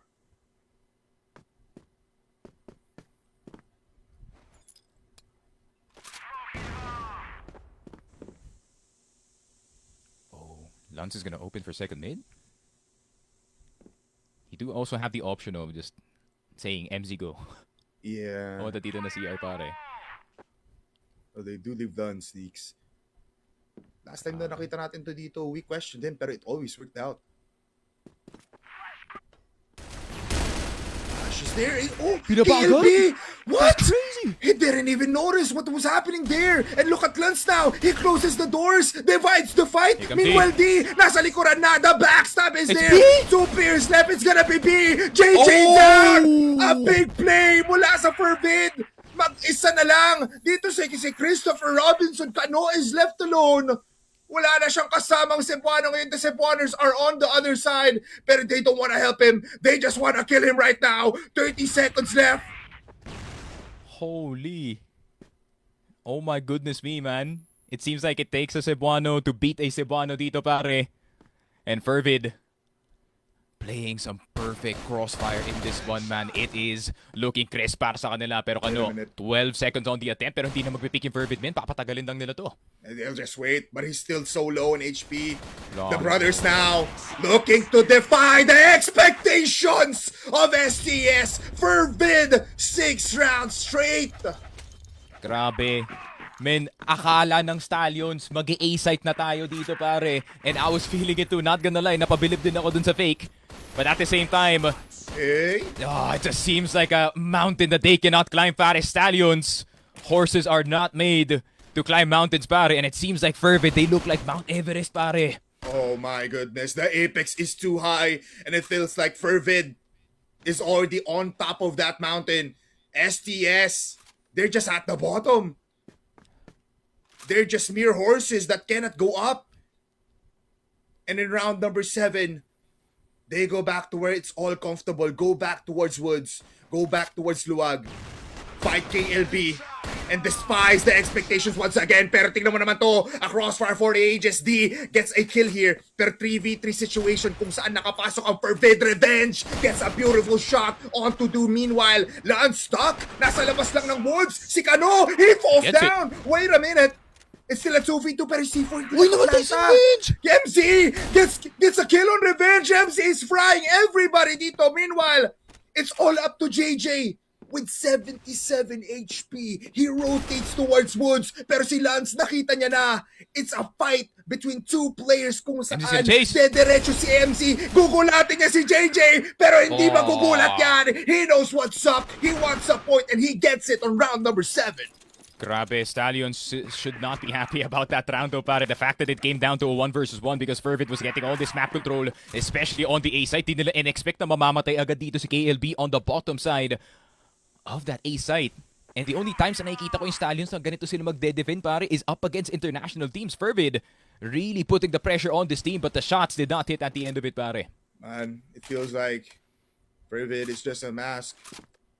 And it's other teams now possessing them on sub-base. Because I was talking about Polar. Feeling ko, they more aggression in that moment. Yeah. They needed, I feel like this would be the perfect time talaga men to pull out KLP. I would like to say though, the positioning that kinukuha dito ni Revenge is actually the most passive positions ever. Ito yung position palagi ni KLP when he was still playing. He's always on DR. Pero somehow, alam talaga ng FERVID yung gagawin nila. Grabe, man. This is kind of the unintended effect, no, Polar. You've been at the top for so long. You know, you're the best team in PH. But that also means that you have the biggest target on your back. Sa buong liga natin, pare. And FERVID, you know damn well they studied every single inch of this map to beat a team like Team Stallions, pare. Executions now happening. A7J on fence, pero dediretso sila sa skip. Ano? Doesn't even know it, pero he gets the triple kill and denies another point. 4K for Kano. It's all up to Lance, a sniper that is cowering away, scaredly fighting, pero JJ gets the last bullet. What a hold from Kano. There we go. That kind of highlight is can bring this back para dito sa Team Stallions. Kano, the star player para sa STS on an off angle dito sa Sikip pare. And unfortunately for Fervid, they were so confident no na nasa missile tong nakatambay si Kano. Instead, you know, having known na kanina pa kinukuha ng second mid itong Fervid, they kind of just stayed away from CR in its entirety at dun na stuck dito yung Fervid pare. Yeah. STS bouncing back a little bit here, Sneaky, pero it requires so much from them. Isipin mo yun, kanina nakakita tayo ng 1v1, 2v2s. Now, it only took Kano to stop an entire battalion mula dito sa Fervid. And now, look at this. They're passive once again. Every team is just playing waiting.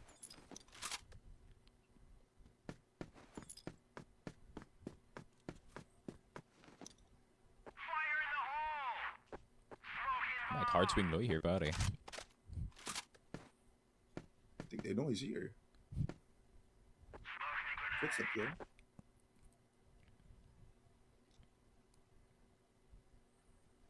Grabe, they're really tempting. Gusto talaga nilang i-punish kahit yung jiggle pick lang dito ni Loy, pare.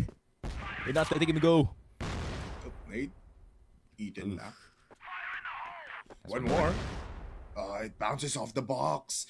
So it's not a full contact grenade. He's currently 2 HP.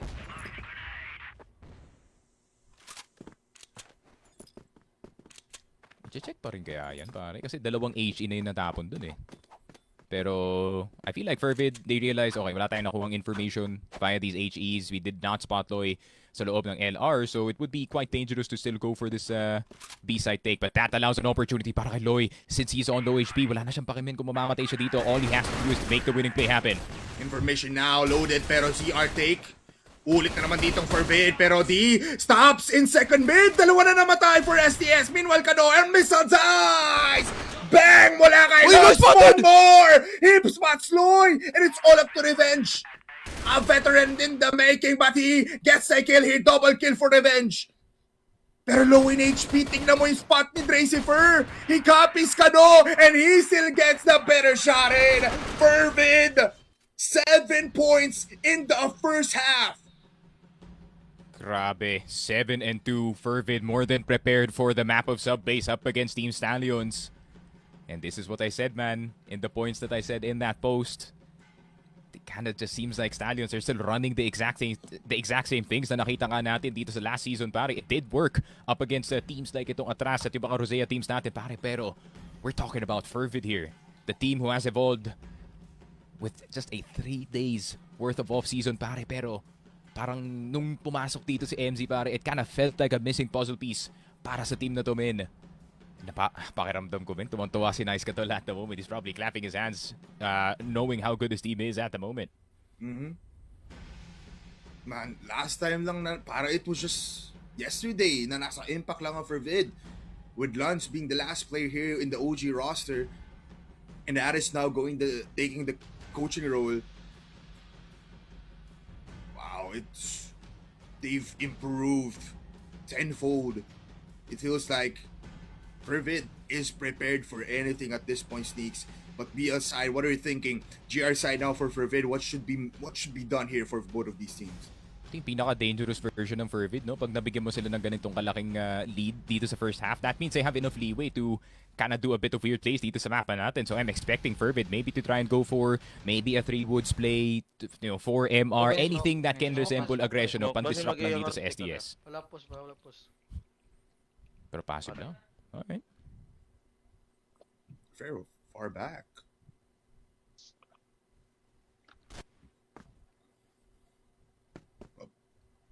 It is Dracy for ND on A.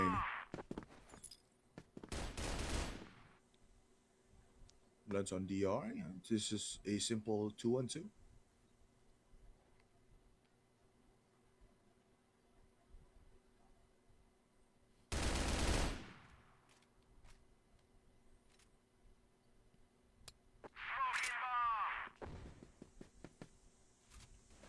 Talaga.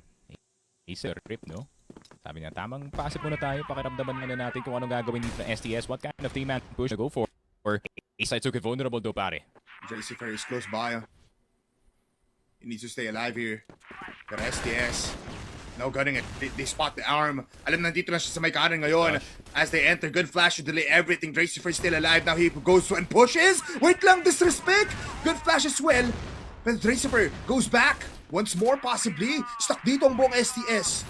Hindi matuloy ni Loy. Loy got spotted in vents. Oh, no. Kailangan mag-back off dito ng STS. With They can't Loy go being B, man. spotted, they need to call out. They need to recuperate dito sa buong respawn nila. Grabe, min. Napa-reset sila dun, Polar. Look at the amount of nades na meron dito yung Team Stallions. No more, like 1 HE, ibang smokes, pwede pang setup dito sa B. But still, crisis averted dito sa A side, pare. But that also makes it a bit obvious na baka magro-rotate na sila papuntang B. So Stallions, they're gonna try to see if they can go back. Punish. That's gonna be there para kay Kano. C4's down. Oh, and Lucifer still gets away. He's still able to find some bloodshed. 30 seconds KLB left. angle. Committed na dito sa A. KLB. What a shot on Lucifer as he falls down. But now, D is still alive on the backside of A. Pero naubos bigla ang FERVID. It's a 2v2. Every player of STS right now, low in HP. Lance, the only one with 100%. And now they go towards Ready, Woods. Gagamitin na lang si MC na bodyguard dito. JJ down! KLB left! And it all seems familiar! Kasi Lance can also hit with the M14. 8 rounds for FERVID. Grabe yun, Polar. Good initial delay dito sa luwag. Sobrang natagalan itong Team Stallion sa pagpasok nila ng A-site. And despite getting into it, no, meron pang D na lumalaban nga dito sa Sikip and still providing that delay as much as possible. By the tail end ng ating round, naging 2 versus 2 pa yun, pare. And this has been happening time and time again para sa FERVID. Just so you think na may advantage dito yung STS sa kanilang fight, bigla na lang may trade na lalabas dito para sa FERVID. It's always a 3 versus 3 or a 4 versus 4, pare.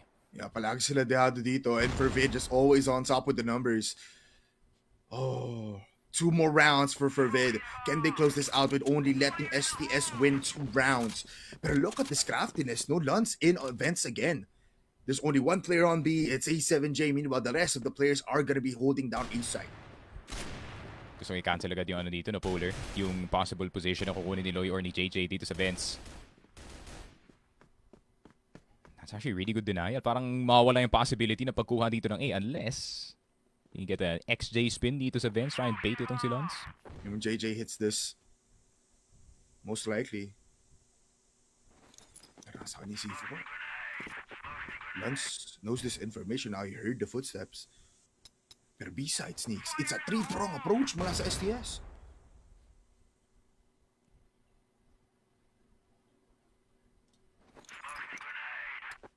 Grabe. This has probably been the most I've seen them struggle, no? To try and even get some map control dito, pare. A7J in a spot where it is hard to clear, no, pare? And pag napapasok ka na side, you're not gonna check this. Walang makita STS. Where the hell is FERVID? There goes Yun C7J down. Yun lang, napas lang dito yung IGL. But Lance, able to spot Kano. Siya pa yung napas lang. Hindi dapat siya yung mamamatay dun. 40 seconds now on the timer. C4 planted. Bad positions. STS. Bad positions. They need to move forward a little bit here. Binibigyan nila ng space yung FERVID to get into the site. MZ on passage. Killed in an instant. D trying to go in, pero Revenge stops them. Loy now with the cover from LR. At ngayon it's a 2v3 kung saan Lance is still alive with the USP. Can he claim a kill? No, he cannot. Dracifer in DR, but the lights are dark for him. It's the 3rd point para sa STS. Thank God that they checked the left side dito ng DR, pare. Medyo kinabahan ako para dito sa Team Stallions. If A7J was left unchecked, that would have been, you know, at possibly a 3K para sa kanya. Pero buti na lang STS checking their corners at the right place, at the right time. Here comes FERVID trying to be a bit more aggressive, trying to put their elbows out dito sa mapa natin. Nakalabas namin. Yo, lahat sila forward na positions. Look at STS. They're on their own respawn. Pero Dracifer, masyadong napa-overstep. Kano finds the headshot there. And now, balik na naman tayo sa passiveness ng FERVID. Kind of crazy, no, na FERVID would call that against Stallions. Kasi last time na nakita ko yun, pare, was, if I'm not mistaken, was up against X, you know? And that was a bit brave. para nga sa kanila pare. Pero that also is the curveball that you have to take no, dito, Polar. Siyempre, STS, ina-expect na nila na nakahold na sa mga sides itong FERVID. So you might as well throw in something like that. D with a headshot kay Kano. What a dagger, Sneaks. And he even hit the jump, no? Mula din sa box, mapunta din sa may taas ng mga lockers just to get out of that sticky situation now. It's 1 minute, 20 seconds. And again, another forward push for FERVID. Spotted. Oh no. They can confirm B here. Just because of that one, Polar. Umalis na si KLB galing sa outer. But STS, no? Sa sneaky, they're going back to A. Alam nila B side.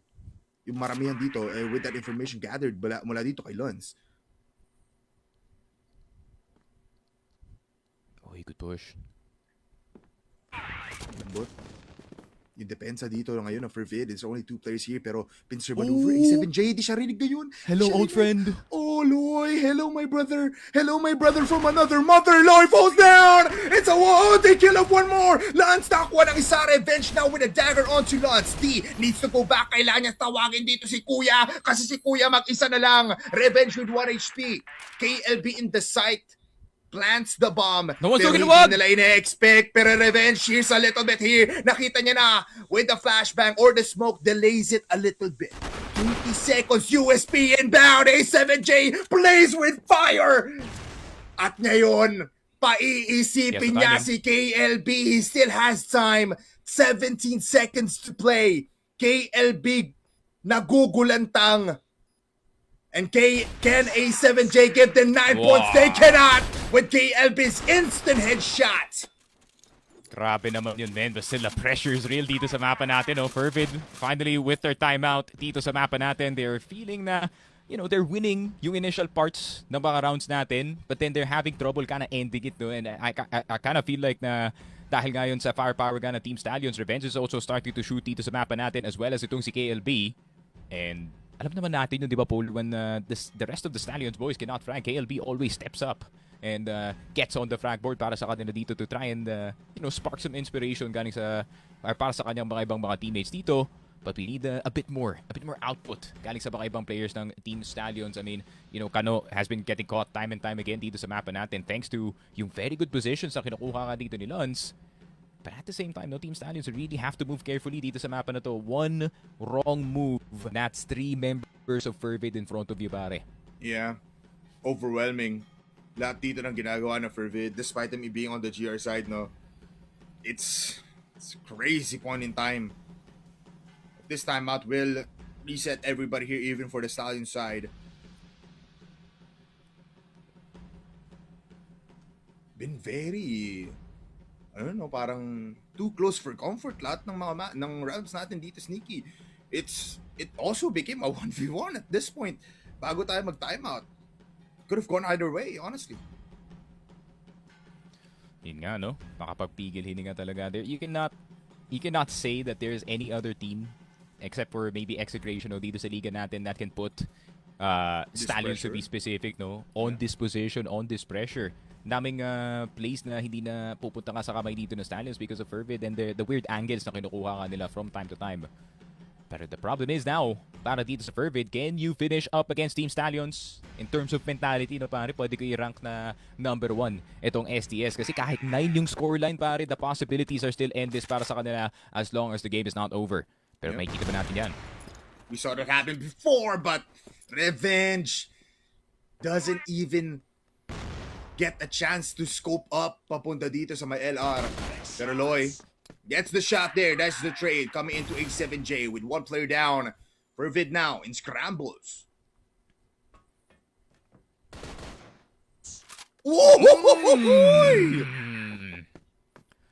Loy killing 2 of his former teammates, pare.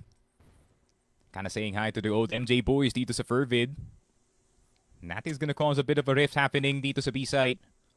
Kailangan na magbantay ng napakadaming angles dito ni Luns. He's gonna be responsible for lockers, passage, and everything. D gonna be forced to watch itong vents, no? Kasi yung vents, that can really break apart this A-site here. Yeah. Every player now for FERVID needs to at least get a double kill. As STS enters Woods, they clear every angle. Dre Super will fall back. But can he get a kill? No, he cannot. That's an instant headshot mula dito kay Kano. Luns far from the fights here on a big wraparound though. Coming in from D.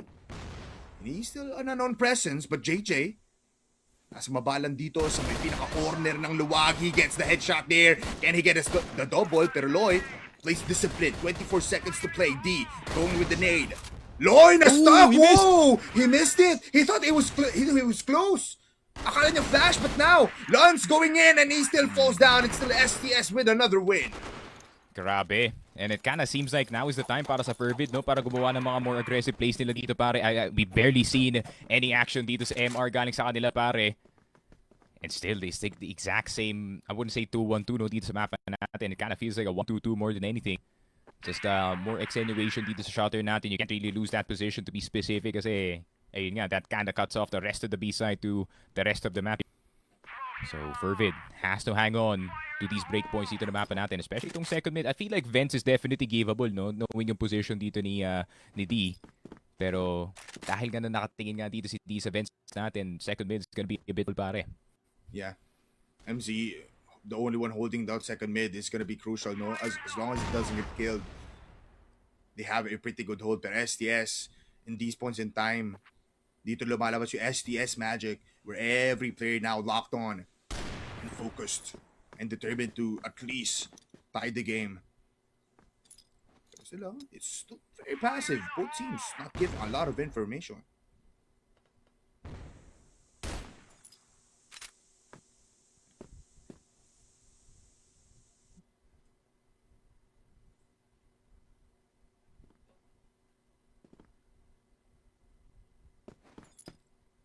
B-split? Possibly. Oh, tapos magkakaling ng Vents instead of passage, pare. That could be a possibility. They're trying. It's another three-prong approach. They just make it simple. Push towards passage. There's three players inside of the site. Can they find them? It's now a pick and gun. JJ with the first kill there. KLB with the second. Everybody for FERVID doesn't know what's happening. Kano in the same position as A7J. He kills off D. At ngayon, it's perfect execution by A7J! Oh, defuse! He lets him plant! He cannot defuse now because Kano is close by. Wait lang, A7J! He gets more! It's all up to Kano! And A7J with the ratty play! He is him! And he claims 9 rounds for FERVID! A7J. Parang siya naging landmine dun, pare, dito sa B-side. Nakatayo lang siya sa pillar, ready and waiting for the perfect moment. Akala ko magde-defuse siya sa doon dito, pare. Pero Lons defusing KLB. This is Lons. Oy, oy, oy, sneaky. Bago sila pumasok ng site, we told everyone, pumahanap nga ba nila lahat yon? Nag-camouflage. Si A7J. That's a top Pininturahan play, yung sarili niya man. I'll put that number 1 sa top 5. For sure. Yeah. Unahan na natin yung prod, pare. Number 1 na yan. Bro. Jesus Christ. Second, 27. Omsim. Round number 15. Is this a stopping power? KLB down the IGL. FERVID has a chance here. Spotted. Dracy Ferb doesn't even throw the flash. He knows na this is just poking mula sa STS.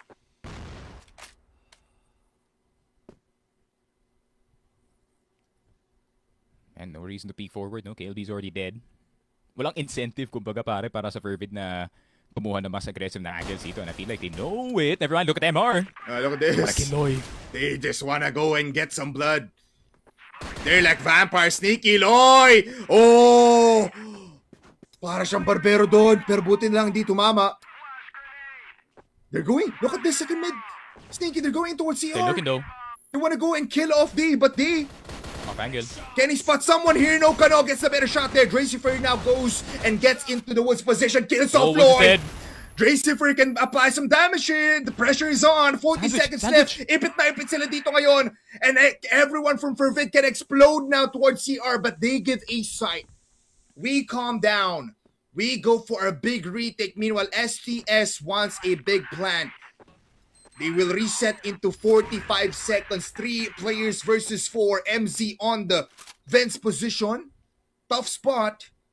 May flash pa yata. They're silent. And it's deafening.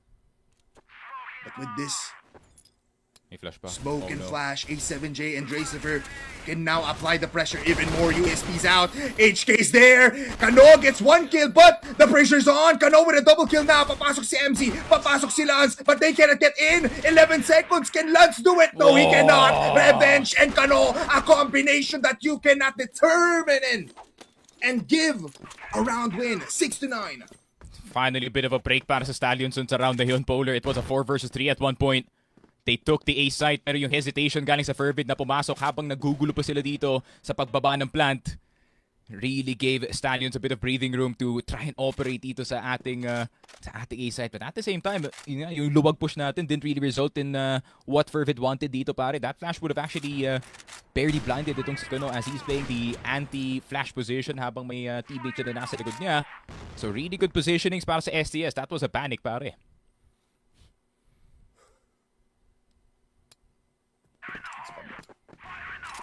STS breaking the bones of FERVID was on the bingo card, pero FERVID breaking the bones of STS was not on mine.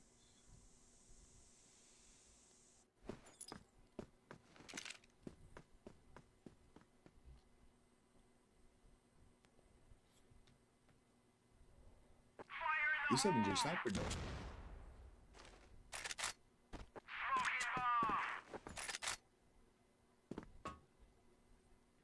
This desperate times now for FERVID.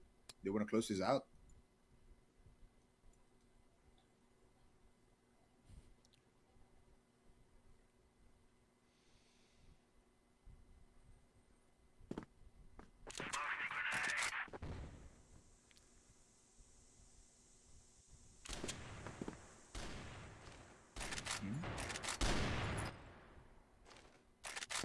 Revenge.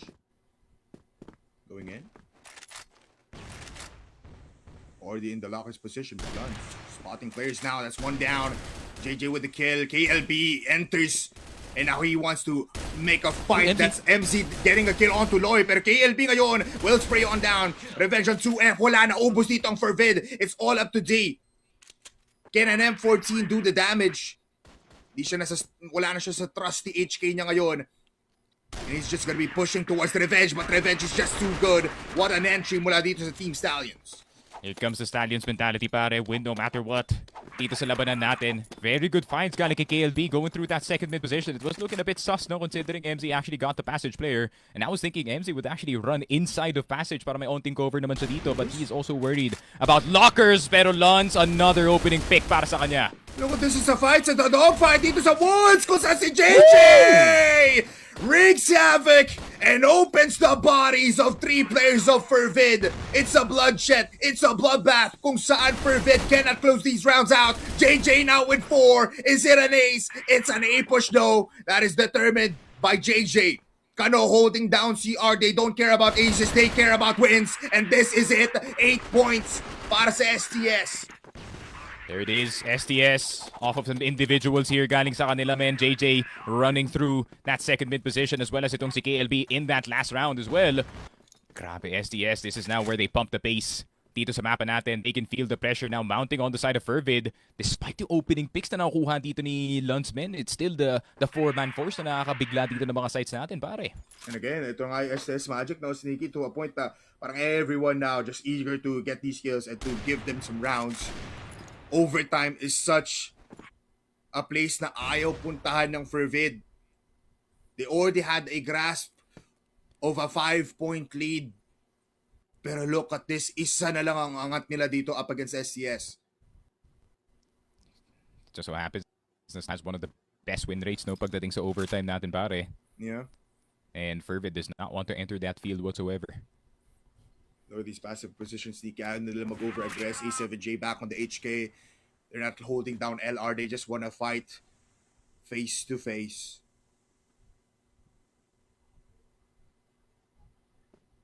It's gonna be an A push. Loy wants to go to Vince.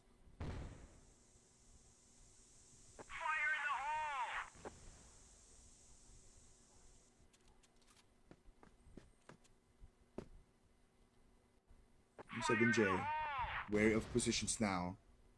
It's a 5-man play dito sa Mawoods. It's a push towards A. Split push na to ngayon. Smokes will divide the fight a little bit. Pero A7J in a passive position going for an off-angle kill. JJ doesn't spot him. A7J will fall down. D now with 1 kill. Sprays. Pero Lloyd mamamatay lang din. Tracifer almost gets 2. Revenge is one. It's Revenge versus Lance. It's Sniper. It's the new kid in town versus the old god. And with 1 HP, can Revenge push this to overtime? Or will Lance put the dagger in? That's a base! A slap in the face! The Stallions fall down! 1 leg out in the dumps! FERVID with 1 point already in the series! Grabe, FERVID avoiding playing overtime, playing the home court dito ng Team Stallions. This is Lons in that last round. Grabe talaga, men. Oh my goodness, FERVID. Honestly, I was expecting na may onting choke na mangyayari dito, Polar, kasi FERVID were also kind of starting to lose a bit of their steam dito sa mapa natin with JJ's 3K and KLB's very nice push papunta ka dito ng DR, pare. Pero it takes just 1 versus 1, especially knowing na ganoon na yung scoreline natin. Kanina pa 9 dito yung FERVID. So, kagaya nga ng sinabi ko kanina, men, isang pagkakamali lang talaga pagdating sa execute, and situations like this can arise. Props to Tracifer, man. He held it down sa luwag, pare. Most of the time, Sneaky, but bigger props as well coming from me towards Lance. I told everyone na parang hindi siya makakapalag dito kay Revenge, but we started it off with a kill from Lance. Why not end it off with Lance as well, killing off that enemy sniper we call Revenge? It was made to happen. It was the stars aligned for FERVID in this map of sub-base at Sneaky. I'm flabbergasted, man. Nawalan ako ng boses doon dito sa ating laban. It's just FERVID just instantly determining na sila ang number 1 right now. Yeah, and it's interesting as well, no, Polar, especially knowing how the first 7 or so or 6 or so rounds went para dito sa FERVID. They were beating them strategically dito sa mapa natin. It kind of felt like they were baiting Stallions to take fights that they did not want to take, at biglang, yun nga, no, expectation dito ni Loy when he turns the corner, okay, mapapatay ko dito si MZ, hindi niya in-expect pagka-pick na, pare. Kita na si MZ, kita na si D, at kita na si A7J all at the same time. It just feels like FERVID are connected all over the map. Yung parang pakiramdam dito na Stallions that there is a group dito sa MR, there is a group dito sa Passage, there's a group dito sa second mid natin, men. And I feel like yung pressure, men, napaikot pa nga dito sa Stallions. Sneaky. There's a lot to digest coming into our first map pa lang ng ating last series of the day. And I feel like our panel is going to be having a lot of fun breaking this match down from the first half towards the second. FERVID and Stallions now are in a bout. But, of course, the panel desk is going to be Salvatore and as well as si Dadum. Kamusta naman kayo dyan? Eto, nakanganga. Hindi namin alam anong sasabihin, pero maraming salamat, Bipolar and Sneaky Frog. Kasi, Salvatore, men, FERVID, dinala tayo sa bahay ng Stallions. Tapos, sinunog, giniba, winasak nila ang pundasyon ng Stallions.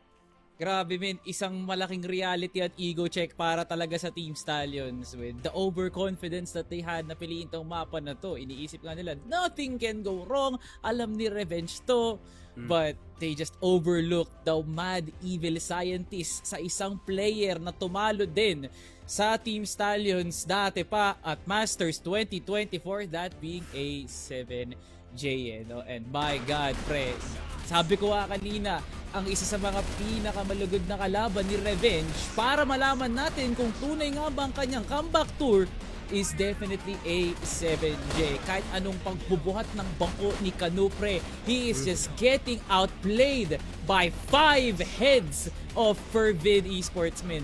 Team Stallions, nagiging maganda na yung mga entries nga nila. They had the best reads. Pero kung makikita mo naman, FERVID knows where to look. FERVID knows where to clear. At higit sa lahat, look at the stability of A7J in this specific highlight talaga. At yan talaga ang pumako sa Team Stallions for them to lose the grip of the game. Takala talaga natin, we're going to be seeing a deja vu of what happened to Execration during Master Spring. Nope. Pero hindi, men. They did not live the ghost of the past. Talagang gumagawa ng bagong legacy ang FERVID sa laban nga na to. Props to A7J and Lance. And take a look at those amazing numbers. Pre, hindi man 100 rating yan. Pero to drop 21 on the head of Kano is an insane feat mula kay Lance. Ridiculous. Tapos isama mo na rin si D. Two of the youngest players dito ng FERVID sila. Ang pinakamalaking sakit sa ulo ng number 2 Grabe. team in the world. Number 2, Salvatore! Sabi ng FERVID, yan na ba? Yung number 2 nyo, dalhin natin sa pinakamalakas nilang mapa at tatalunin namin yan. And I have nothing else to say but this, Salvatore. That was the cleanest sub-base I have ever seen outside of CFPL. FERVID, 6-0 ang panimula nila sa mapang ito. Hindi ko alam kung paano nila nababasa saan pupunta yung mga players ng Stallions every single time. Grabe men, game recognition. Tamang-tama nga lang talaga yung sinabi ni Sticky Frog. That's why he's the well-respected analyst na meron nga tayo no? What would be the difference kung nandyan si KLP? Kasi kilala niya mismo si A7J and same goes here for Lions. What would be the stat line na kayang ilabas ni KLP sa laban nga na to? Would we have seen an overtime o ba kaya hindi nakakailangan ng overtime kasi nga panalo na ang Team Stallions if KLP was there? Wala na pre, pakuna lang talaga siya sa isang fantasy na tanong na lang siya. Hindi siya magiging reality kasi ngayon they need to finish the series with what they started, that being revenge. Multiple clutches pero hindi pa rin to sapat sa isang kalidad na player tulad DD, the fastest rising attacker na meron tayo sa local scene of CROSSFIRE. 1.33 and to drop 70% headshot percentage laban kay Kano and as well as kay KLB is just ridiculous. Tamang-tama ka nga doon, Dadom, no? Grabe men, for a player who's 16 years old, he has veteran-like moves laban sa Stallions. At yung pinaka nakakatuwa para dito kay Dino, parang hindi siya kinakabahan laban dito sa Team Stallions. And there's a lot of questions nung pumasok si D. Dapat wala nang tanong sa ngayon. Malalaman ba natin? Hindi, malalaman natin. Makakabawi ba ang Stallions sa ating set number 2? Ankara! Wow. Naku po, dapat makabawi sila. Bago yan, magpapahinga muna kami. Pagbalik namin, set number 2 na. Data and Salvatore para sa CFS Masters Summer. Magbabalik kami.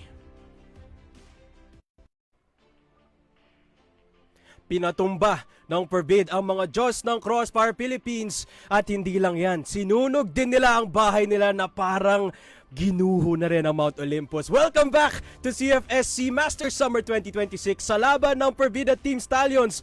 Unang pumatay ang FERVID, Salvatore.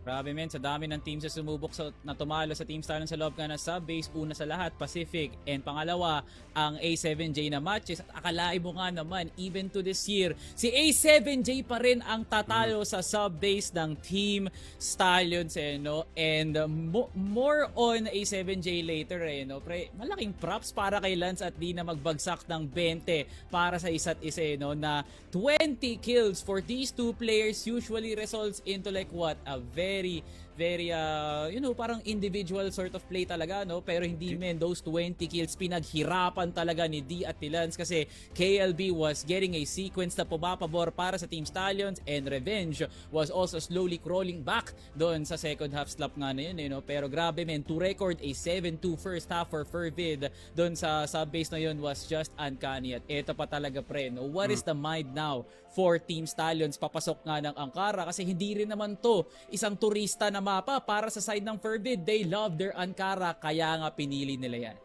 Ganoon na nga no? At sino mag-aakala na sa isang mapa na merong Revenge at Kano ang pinag-uusapan natin? Si Lance at si D. Huwag na natin pag-usapan dahil handa na silang maglaro. Kayo na to, Bipolar and Sneaky Frog.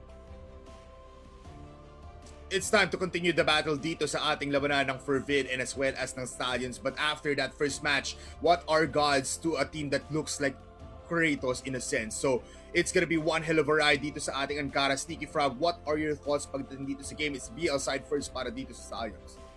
Oh, for sure. Feeling ko kaya pa naman to dito ng Team Stallions, no? I feel like Ankara is not really, out of the ordinary para sa kanila dito, pare. It's also one of the maps that they also pick very often, especially when it comes to the international stage. And of course, we still have a lot of players, playing their due positions dito sa mapa na to. Loy, of course, playing HM, gonna be a bit more of the rotational side of things, and JJ will be playing itong second mid. So there's still a lot of threats looming para sa mapa natin for the side of Team Stallions. It's actually, curiously enough, though, may nagsabi dito sa chat. It's actually a very good point. It seems like Stallions is not the only top team pagdating dito sa ating Crossfire Crossfire sphere right now na nagsa-struggle pare.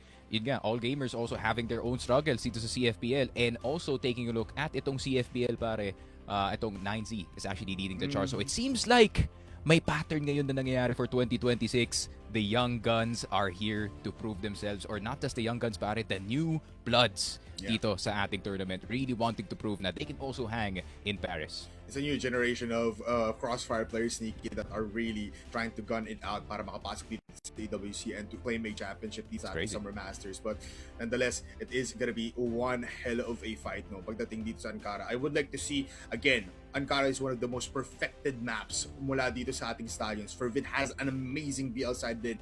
Last time na nakita natin sila dito, they have been so dominating to a point na kahit saan mo sila ilagay, in the most toughest of situations, kaya pa yun mapaikot dito ng A7J and as well as dito ng FERVID. But again, the setting point is that this is still a map that we can still say na 50-50, because these two teams, yes, perfected nila, but it's all in the emotions, it's all in the set plays, it's all in the execution, it's all on the holds. But right now, let's look muna sa ating mga player comms for our map number 2. Set number 2 goes into Ankara. Wala ko nakita boxes, bay. Narakan bypass mid, lower mid nila. Huwag ko nakita bypass. Ay, bypass ulit. Boxes ba? Boxes Hold ba? on, laki yung tatawid. Nag-i-smoke ng floor, ha?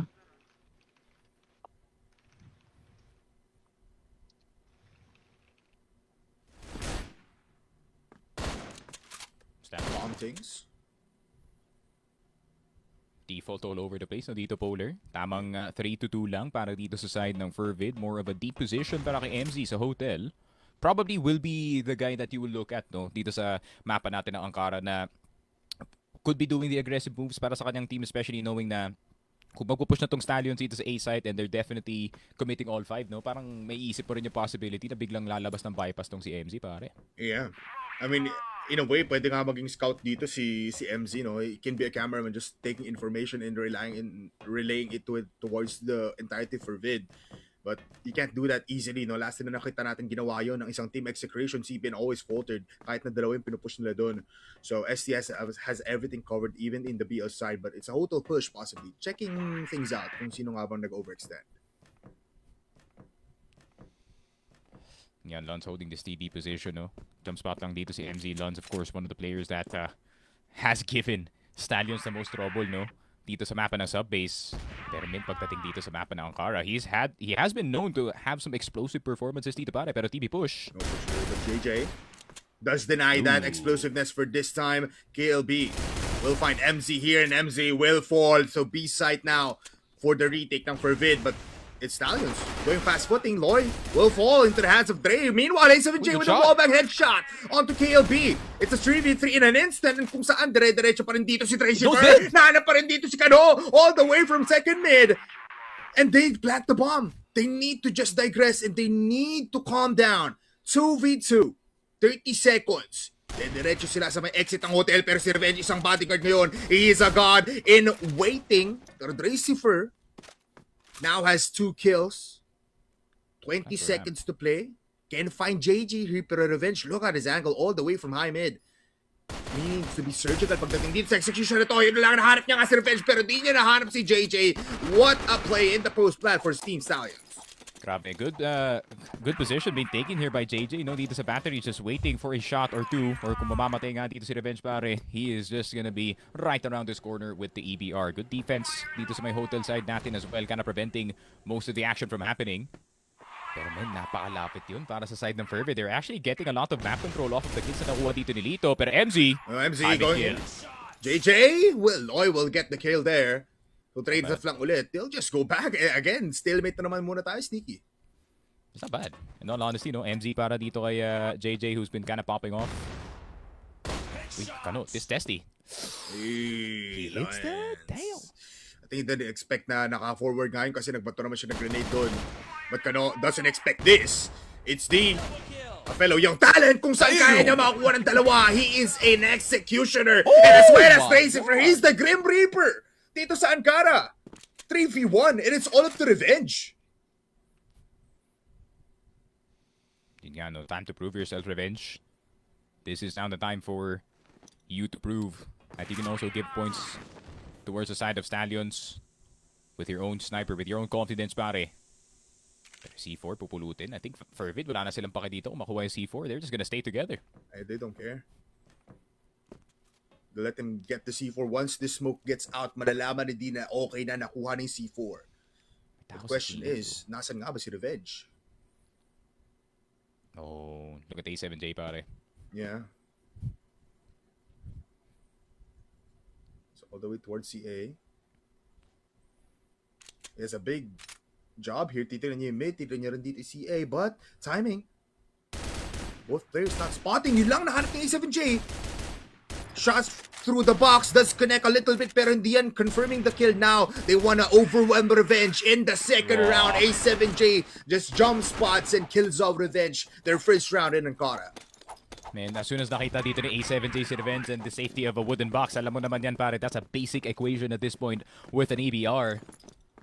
And another very good hold galing dito sa Fervid D. And Tracifer doing a nice job, the shooting heads dito sa B-site natin. Tinatapatan lang nila yung Team Stallions dito. And I actually like what I'm seeing na they're also individually looking for any stragglers or at least any forward pushes no, para dito sa Team Stallions. Fully knowing na, you know, the spacing is a bit off para dito sa STS. It seems like a lot of the players really want to be the hero para sa kanila dito. Yeah. Can that really work? Is that really a good sign? Is that really a bad sign? Depends. Minsan, Situation. yun nga, no, sometimes the hero plays can save your round, pare, but they can also lose your rounds, for sure. That's what we call a double-edged sword. But C4 on market, 3 players on A. This might just be a big distraction para makuha dito ng SDS yung B side, or at least try to go for like early stragglers mula dito sa Fervid.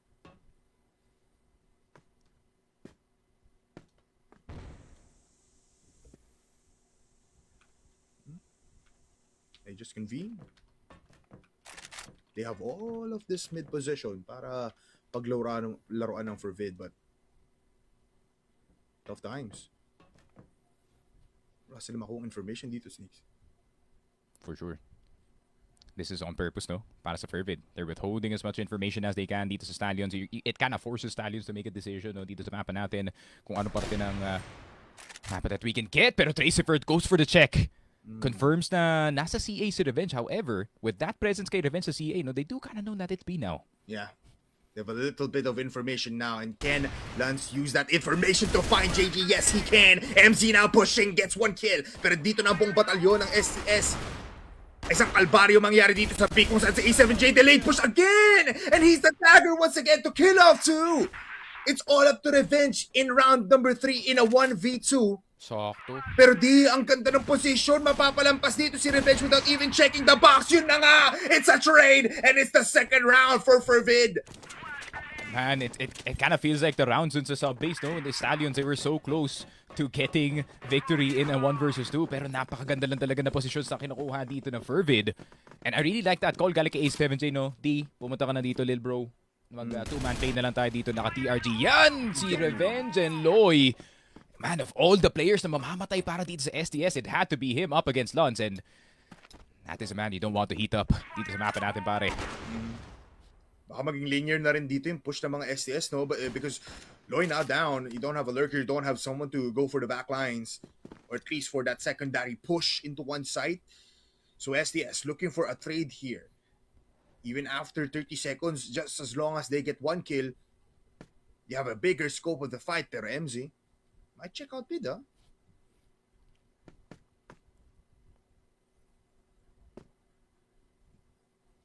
It's a good enough defense para dito sa B-side, in all honesty. As long as MZ does not give away itong cross natin papuntang B, and as long as he just keeps Lons alive, ito talaga yung objective dito, Polar, ni MZ at the moment. Just keep Lons alive as much as possible dito, man. He's a bodyguard at the end of the day. A bodyguard that can kill. A timing push. Meanwhile, they send KLB dito sa my hotel. Anong lineup to? CA?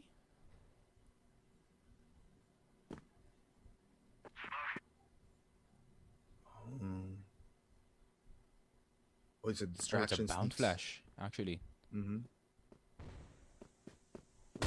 Already posted. D will fall. And now it's an A push para dito sa STS. Determined na, pero look at the fast positions mula sa FERVID. Diretso sila MC dito ngayon, pero Dracifer holds his ground. Denied ang room A! As Revenge also falls. The flash also helps him, pero KLB next on the board. He gets 1 kill, pero ngayon, lalabas pa ata dito. Never mind, they play discipline. They have the C4. It's a 2v1 again. Kung saan lalabas sila sa vents. Pero alam ni KLB, sprays on down.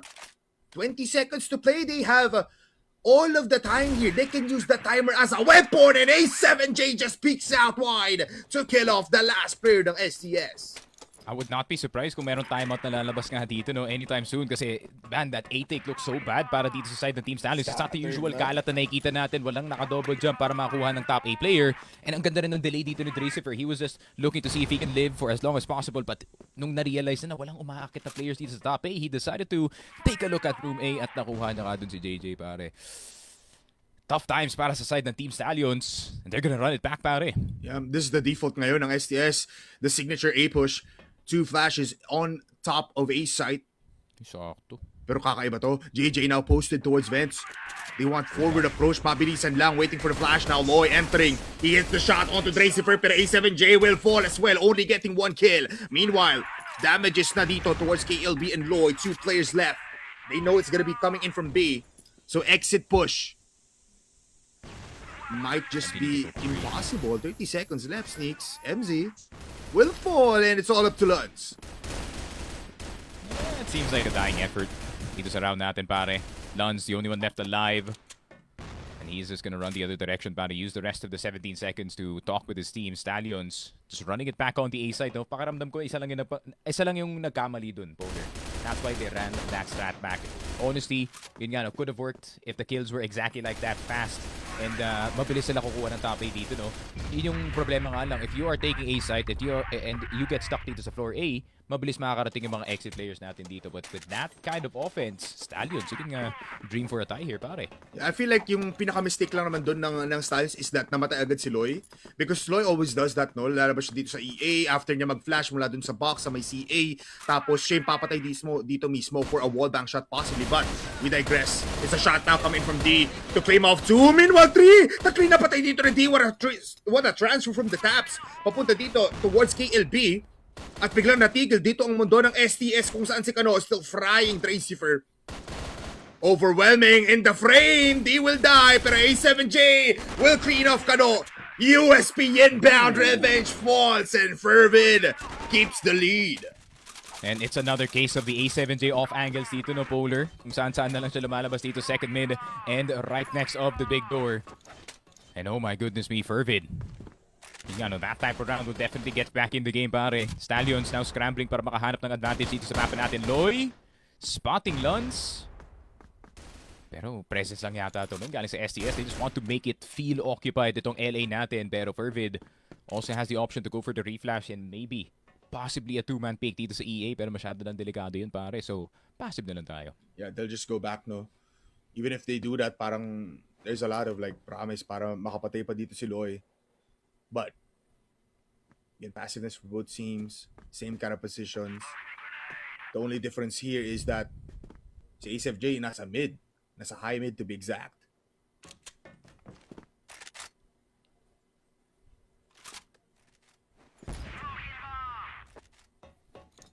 TB? Pero wala pa sila nakuha dito. Ang ganda pa rin ng angles dito ng FERVID. They have the entirety of a hotel.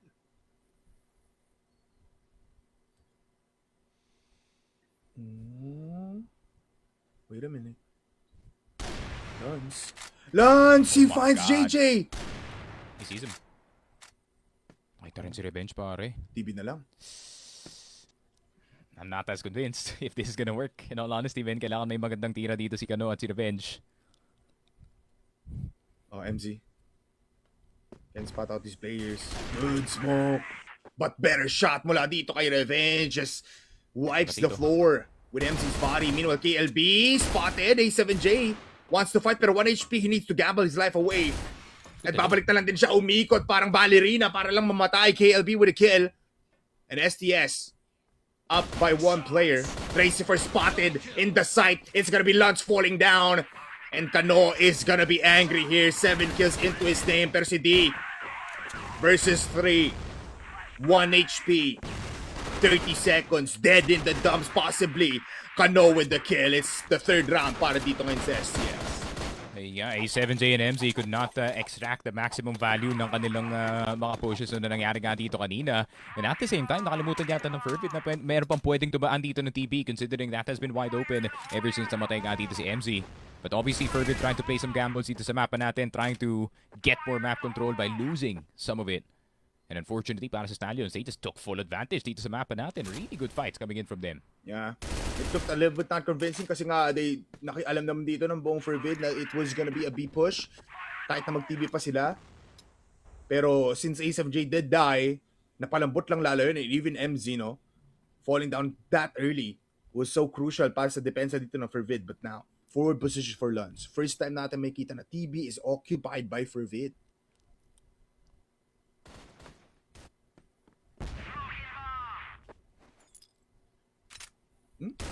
Spotted. Good shots. Uy! MZ, man! Ooh, that was cheesy. Pero sa bagay, meron kang EBR. There's a wooden door in front of you. Oh! Baka sobra na to pare, pero sige, go for it. MZ, too much, brother. Get back. It's okay. Pero mid push, high mid. Occupied now ngayon dito ni Loy. Pero A7J is looking at that direction. Babalik pa nga siya. That's Loy down! That's 2 out of the picture. Si Revenge ngayon, mapapaslang pa! D! And A7J going hand in hand to cover every space dito ng mapa. Kano to fall. It's all up to JJ. Might as well call him LL kasi puro L dito yung nakukuha ng SCS. It's FERVID again with the lead. Grabe naman yun. And that was kind of just the exact same way na nanalo yung STS dito sa last round natin, men. The opening fights now going in the way of FERVID. And you can kind of sense yung desperation dito ng STS para kumuha ng trade. And pakiramdam ko, men, yung HM push dun ni Loy, it was a bit obvious nung namalayan nila na meron pa lang ng push na nangyari dun galing kay A7J because of that one flash.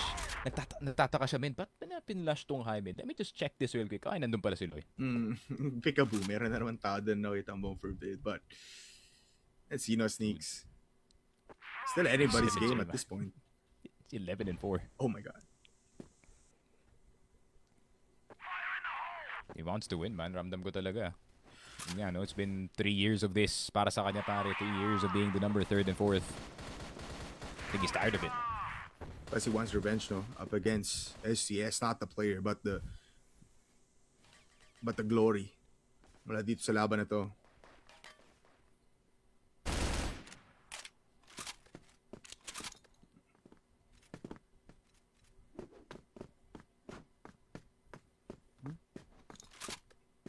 Sagot muna ditong STS sa forward approach ng ating FERVID. But look at this. A7J ha. On CA! He sprays and kills off Loy again. Pero wala siyang makukuha doon kundi damage lang onto Kano. So they can instantly explode onto the side. Pero it's all on Dracifer's hand. Smokes, flashes will be committed. Pero hindi. They have time. Oh. MZ. Oversteps there again. Dracifer nahanap na nga isa. So again, it's just all up to Dracifer. And he'll just peek wide. He gets one but cannot kill off Revenge with the HK. That is our first half sneaky. One of the tightest round differential. Or at least like the first half para dito sa dalawang teams, it's a 5-4. Yun nga, man. And 5-4, I think we kind of expected this, no? Dito sa labanan natin, not gonna lie. I mean, we did say that Ankara will be very, very close considering Stallions has amount of experience sa mapa na to, but also FERVID at the same time has been picking this as their main map. Ano yun? Galing kay Lito! What a nice shot from him. Cancels Loy dito sa hotel. Dude, Loy has been so I think he destroyed. just knows. I think he Yeah. knows. That's his boy, man. Parang alam niya yata. Parang, Kabisado niya na. Loy, magpupush ka dito, man. Kilala na kita. Ito default niya, di ba? O, ito. Bigla kong ibababa yung crosshair. That's the prep, man. Yikes. That's an easy advantage, though. FERVID, again, now they can play the long game. Now they can play the very delayed push. Try to get one more, possibly. If it's Kano, if it's Revenge, it's good. If it's KLB and JG, they'll make do.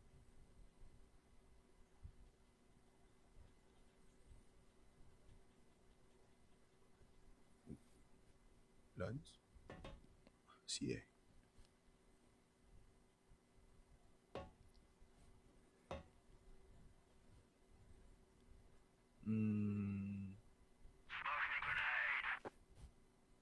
I think A7 Jerry knows, no? Na STS likes 3 players dito sa may A side. That's where they're now going towards B. I think ano to yata. Magpupush ng B ng mabilisan pare, tas may late push na mangyari sa mid. Yeah. It's all on Lance though, man.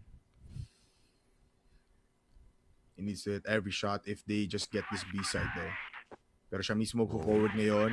Delayed push is enabled.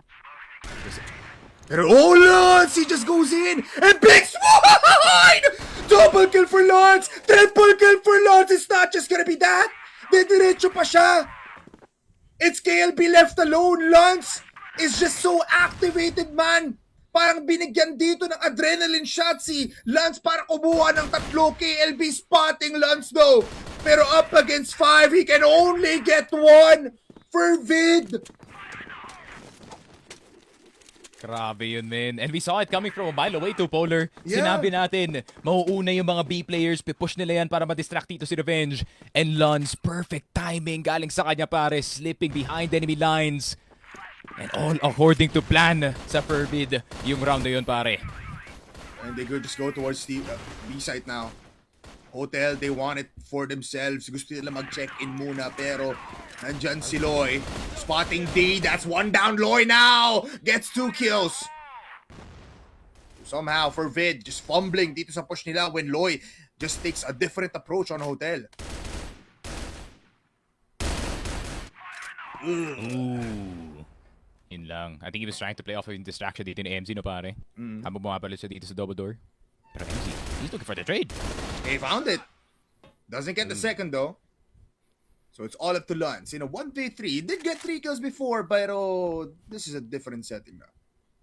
He does have the C4, no? So, clutch attempt is still definitely within the means dito, pare. Pero yun nga yung mangyayari, no? Possibly, if you do not insta-give kung sino yung nakabantay dito sa second mid and or hotel, pare, you might as well kiss the round goodbye. Kasi, ayun nga, if Loy is just able to stand out in the open na hindi siya namamatay dun, man, he's definitely gonna get multiple headshots. So, trades are a bit late para sa FERVID and now STS is taking advantage. Yeah. Just look at the X's, man. The sheer blood na kailangan ditong ilabas ng buong FERVID para na makuha yung hotel once they don't get that approach or at least win those fights. It's very, very, costly. Pero Lance, again, he still has the C4 pero just behind him is the Revenge. And he finds him. Wait lang. Hold on, let him cook. Still has time. Smokes off the mark though. It will expose a lot of the sites. Okay, They're dead gonna direction na lang. They're just gonna push. They have so much to work with. And it's just falling down. So KLB finding the kill now. Puts them in 5 rounds. And yeah, I was kind of scared a bit para dito sa Team Stallions considering how fast that USP can get. Pero buti na lang accurate ang ating EBR para kay KLB. Pero once again, no, Polar, napakaganda ng hold dito ni Loy on that second mid. But at the same time, FERVID, that was a mistake from your part, no? Napakabagal ng trade game na nangyari dito sa hotel. And that just allowed Stallions to put the pressure on you with the numbers advantage, pare. Another one.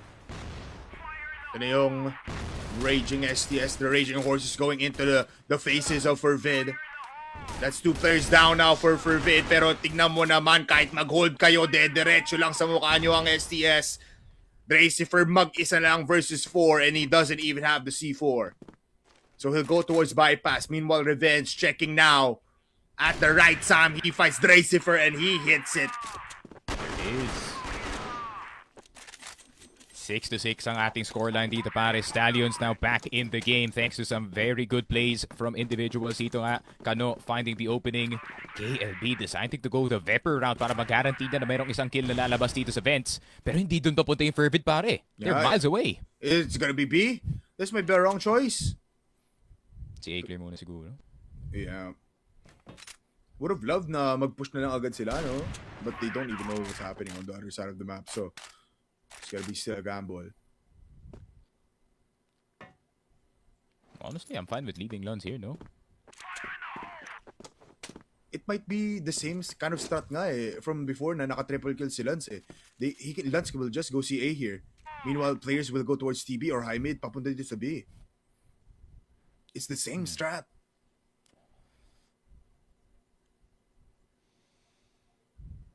Alright, Does anyone know the flash lineup na lilipad papunta sa window na yan? And that is the question. But they know where Loy is though. Alam nila na hotel player dito si Loy, pare. So, if they can find him early, no? Tapos mapush nila tong B-side and get that pressure going, pwede pa to. Yep. Flash is coming in now. Di agad na patay, pero still the trade is gonna be instant. So B-side now para sa Fervid will be given. Pero JJ now wary kung meron nga ba ditong Lance nasa gitna ng side or nasa labas ng window. So he'll be checking this. He'll gonna be delaying his push. Yun na nga, he finds A7J though. Lance is on top of tower. Meanwhile, Kano going toe-to-toe with D. USP inbound. It's gonna be the USP winning the fight. Revenge with the kill. And it's all up to Lance kung saan papagsak na lang din siya. First time, makukuha ulit dito ng STS ang lead is a 67. And timeout na rin for Fervid. Yeah, I think this timeout should have been called earlier, no? Para dito sa side ng Fervid. You can't just allow Team Stallions to gain momentum dito sa labanan natin, pare. Especially Stallions being such a momentum-based team. Yeah, now we can kind of see them kind of crawling back into this game. And it's not even yung macro-wise no, yung nangyayari para dito sa side ng STS. It just seems like their confidence is now back dito sa laruan natin. You can see Kano, is finally hitting his shots, and at the same time, Revenge kind of getting back into this game. And unfortunate lang yung nangyari dito sa HM, no? Kung hindi na-peak dito si A7J in that particular position, baka pwede pa maging round yun ng Fervid. But good awareness on the side of Team Stallions na medyo nagkakalit na rin dito yung Fervid. Hindi lang sila sa site nag-stay. Oh. What are your thoughts, Nasiki? Do you think it's gonna be a rampaging, easy STS now since they do have the lead? Parang ito yung STS na nagkulang last nila ng subbase. They look informed now, especially na parang they're getting away with some of the things that they've been trying, no? Loy trying to go to his hotels, mas nabubuhay na siya ngayon compared to before na palagi siyang napapas lang from these like pushes na Fervid, and feels like even Fervid, no, parang they're getting somewhat straightforward. They're getting readable, I feel like. For sure. That is also of big benefit, no, para dito sa Fervid, pare, who is kind of known to try and counter yung mga ganitong type ng plays, no, the ones that can kind of set up traps all over the map dito, pare, and try and see if they can draw out the STS from their positions. Pero pansin ko nga dito sa STS, no, they have been less keen on fighting itong Fervid natin head-to-head sa kanilang mga ibang posisyon. I feel like they are more siguro passive, pwede nga natin masabi, but at the same time, they do not just allow any map control to get away from their hands, pare. But it's not, the same STS na magpipeak dito ng biglaan ng TV, magpipeak ng biglaan dito sa CA, maybe an LA peak from time to time, pare. This is an STS that is kind of forced within their sights. Pero gumagana naman, pare. Fervid naman yung nahihirapan na hanapin yung mga players dito ng STS. Yeah, naging stagnant na rin sila dito, Sneaky, no? From like trying to execute, but this timeout might be the benefit na kailangan pa nila. But ito na nga, does find Lloyd already. That's not a good sign. Bad omen yan palagi para sa STS. So they'll go back. What was that though? I mean, they wanted early push pero parang no help? Just surprise? Itong Fervid? Siguro just expecting Lloyd to just get the sickest one tap ever and just bounce out, pare. That's Aura moves. Ako ba, Sneak, sa hayaan mo ang gawin yun? Depends if you get the kill or not, pare. Ooh. Revenge down to 2 HP, no, pare. 1 HE towards the side of top A. Yeah. He can definitely die. Pero, ayun na, may advantage na dito yung Fervid. And they are gonna wait around, no? Parang, on purpose, inaaning nila dito yung STS to look for this equalizer ng kanilang 4 versus 5, pare. Mm-hmm. There's a Pepper, though. Yeah, KLB. And knowing Fervid, no, they want Vents more than ever if they want to go A.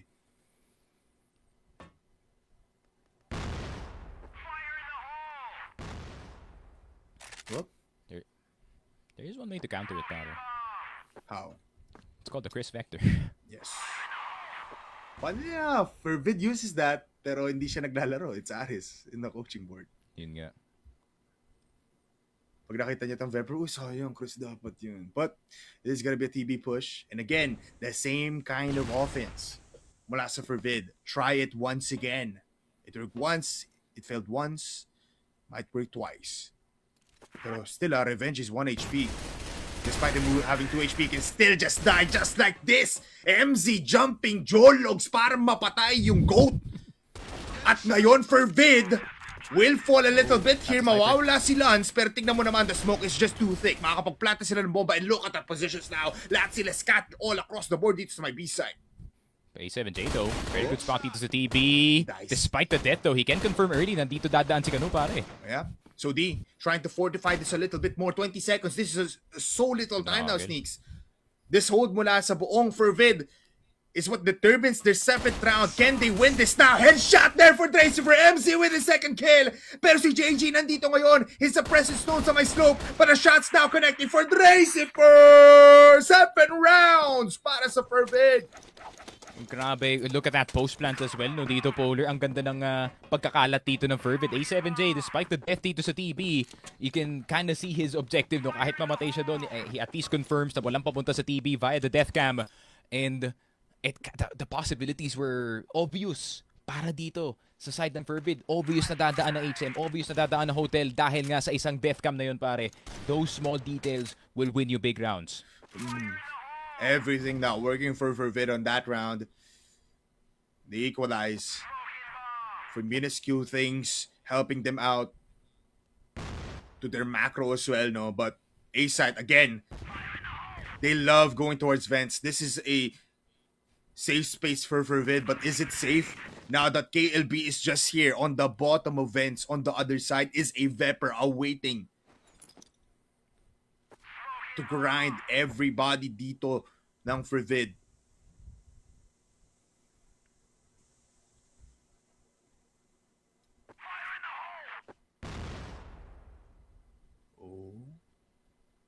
Oh. No, keep it Good there. shot in the head, pare. There.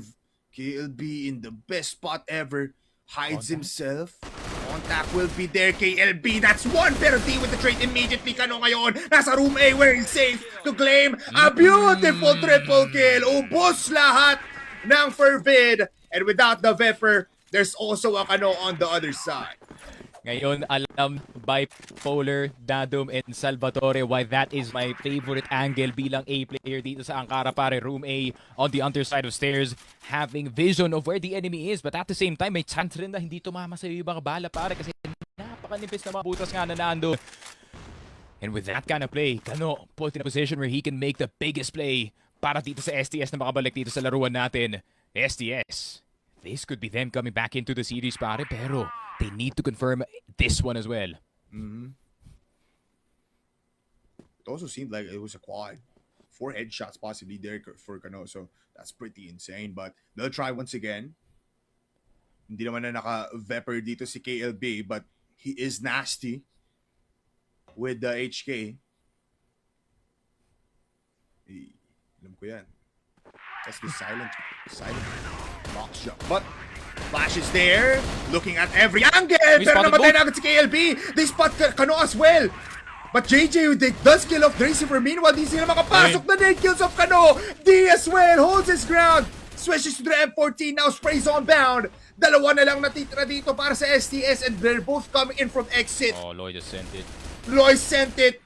Pero Revenge, can he send it as well with a beautiful 4K? That's one. Can he make it 2? Checklist now for Revenge. With only 12 HP, nothing there. MZ, you are one hell of a holder pag nasa post-plat FERVID with one more. And I feel like yung defense dito ng Stallions, no, Polo, they were expecting most of the players to actually come from the vent side. Pero hindi na nangyari, unfortunately. As soon as they swung galing dito sa EA, they saw both players on the underside ng vents at nasa taas ng top A. Oh my goodness me. And a really good patient clear as well, no? Galing dito sa FERVID, hindi nila ginready yung top A. They waited for Kano to die to that HE bago silang ma-confirm yung top A control. That was perfect clearing mula sa buong FERVID, no? They literally just... Oh, nakita natin yung players dito sa buong site. There's one on top A. Pag napatay natin dito events, it's just easy going now. Tama ka doon, the nade. Yun dapat yung tatama, and it did. Holy mother of God. I'm almost close to saying the words that we say in 3 a.m. Sneaks. Yeah, keep it PG. We'll save it for later, pare. For later. 8 to 8 though, Sneaky. And 1 minute 30 seconds on the clock. Yeah, FERVID. Looks familiar, no, Polar? Yung ganitong type na setup na nakikita natin time and time again dito sa mapa. I would want to see Dracifer, no, trying to pressure yung hotel na to. Kasi this is one of the few times na nag-back itong si Loy dito sa hotel side. And as soon as they realize na, yun nga, no, medyo empty itong hotel natin, they can start looking at the A side kasi likely nag-aggressive yung mga players natin on the side of STS. And here comes D. Good nade. Oh, this is a rare occurrence, no? Napapadala sa D.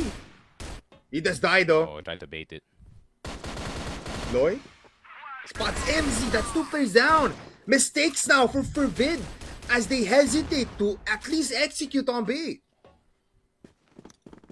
Nasty timing too, no? Polar, cast them backing off dito sa A side. I think they confirmed na dalawang players na andito. A7J, how have you snuck by, pare? Hindi siya spotted. Hindi siya alam. Yo. He's looking for top A players, I think. Oh, some He can spot JJ, that's the one down. But KLB did find Dracifer as well. 2 players for FERVID, low in HP. Pero yung C4 sneaks na E1.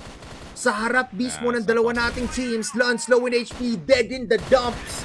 And A7J will die as well. First match point or set point goes towards STS.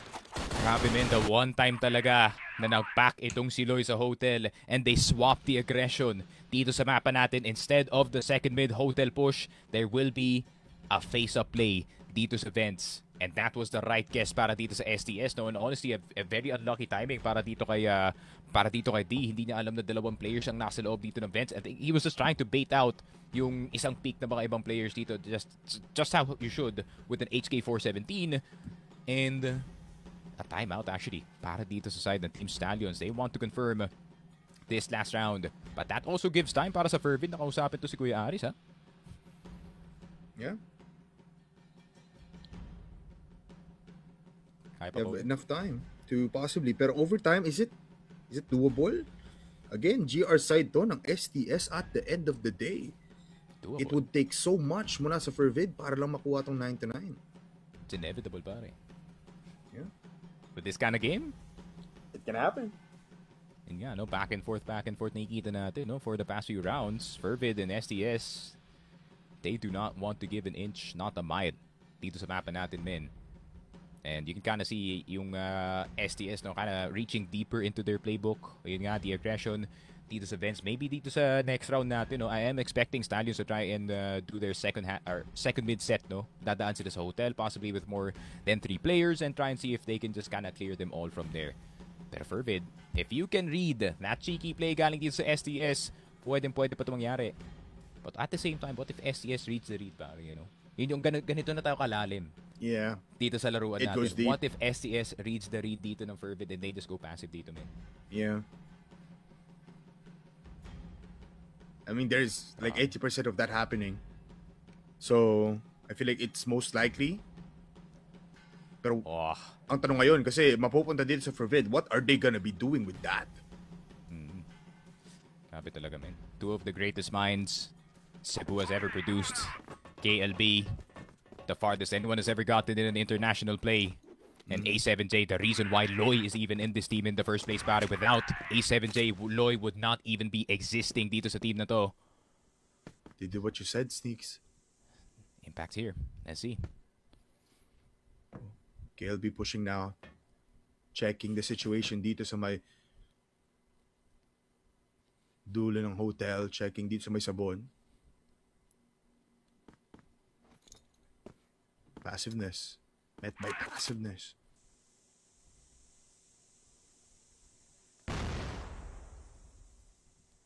Revenge is on A though. There's only one player there. Big retake possibly no pag A, pero kasi big gusto dito ng buong FERVID. They need to clear off KLB instantly.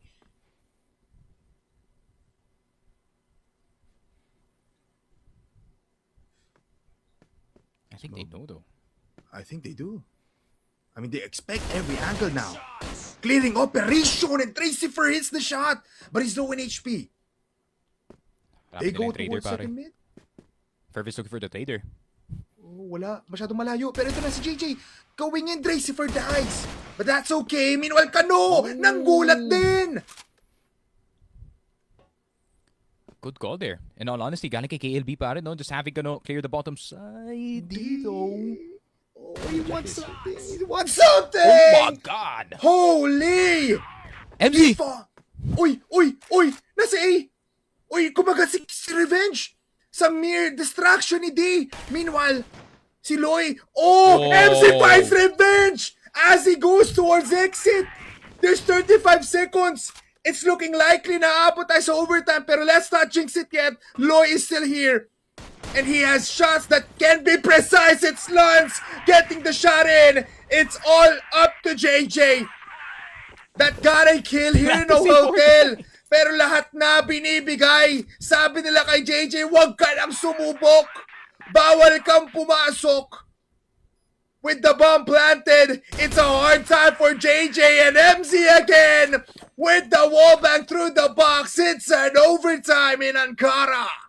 Sabi ko nga sa iyo, Polar, this kind of map requires overtime. Hindi tayo pwede matapos ng regulation dito, men. Masyadong malapit yung back and forth between Team Stallions and itong FERVID Team Stallions. Their comeback story slowly in this game, pare. Pero FERVID not making it easy whatsoever para sa kanila, men. Parang every other round na nakukuha dito ng Stallions, we were thinking na, okay, ito na talaga yun. This is the one that's gonna give them the confidence as much as possible. Pero nasasagot agad dito ng FERVID. Going into the next round, the adjustments are so quick. And I did say sa simula ng broadcast or sa simula ng cast natin, dalawa, no, Polar, A7J is quick to adapt. Yes. And this is no different para sa kanya, no, dito, pare. And FERVID, granted that you are running into Team Stallions, no, na isa sa pinakamataas na win rate sa buong mundo pagdating nga dito sa overtime natin. FERVID has also had their overtime wins in some of these games. A7J just need to keep composure, pare. Pero opportunity na to para sa Team Stallions. This is where the pressure is at its highest. Meron na silang experience, not just here but internationally as well, in playing high pressure overtimes. Pero sino mas maganda ang call dito sa mapa natin, pare? I feel like we've strayed away from the Kano and the Tracifer D storyline, pare. Ang nangyayari dito, KLB versus A7J, labanan ng utakan, pare. Yeah, and as well as it's just teams now fighting, though, outside of these like IGLs, getting their minds up and using everything that they can use para lang makakuha ng rounds. It's not just star players anymore. It's the entire team. It's the entire hope kung sino nga ba makakuha dito ng playoffs, or at least even na, I would like to say, no, Sneaky, parang at this point in time, in the big 2026, aakalain mo yun, with STS, we have Execration, we have FERVID, and we still have VP that are in contention for that number 1. This is insane!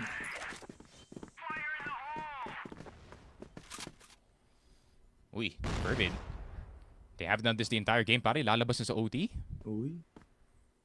JJ doesn't spot this, I think. I think they don't know. Hukay? Revenge? Oh, D! Together with Tracifer. KLB spotted as well sa may militaire. At ngayon, they have so much information sneaking from that mirror push sa mid. Even Revenge and KLB falls down, actually. It's Loy and JJ now fighting tooth and nail. JJ with his spray to kill off 2. It's all up to a sniper. It's Lance with the TRG and USP. Pero ngayon malalaman niya na B-side na plinanta ang bomba. Pero passive angles from STS. Look at the discipline from these boys. They're just waiting for him to enter the site. 29 seconds. Respeto na yan, men. They know the capabilities of the Luns here. Even the jump peak is feeling dangerous dito, pare. 17 seconds. First shot. Wary now, USP. Onti na lang yung bala na ubos na, needs to reload. 10 seconds, wait lang. Sprays, but JJ with the jump up. Muntikan na. Yun lang, men. The game plan almost worked para dito sa FERVID, no? They were actually clearing most of the names on the side of STS, pero parang nakalimutan nila na pwede pang kumuha ng big control itong si JJ, and hindi nila namalayan na meron na pala nakaupo sa likod or actually sa ilalim ng kanilang rotation point ng mapa, which is itong CA. I mean, FERVID with a really good start, but JJ, a better recovery galing sa kanya, pare. Yeah. I was make it or break it para kay JJ with the spray down to claim that double kill on CA. He found Tracifer as well. Oh, STS with double digits now, Sneaks. In overtime, MZ will fall. But still, we always say this, MZ is just gonna be a scout. He's just checking the situation still. In play pa rin ang Fervid despite the man disadvantage.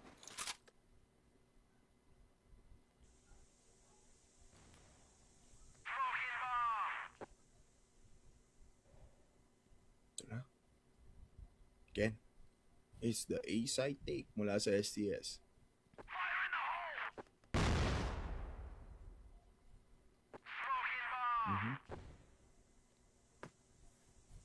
Revenge with the flash. As well. Tracifer. Common angle, pero mamatay lang din siya. Diaz, well, goes for roommate clear. Double kill for him, pero 2v3 ngayon. As A7G and Lance goes for contacts now.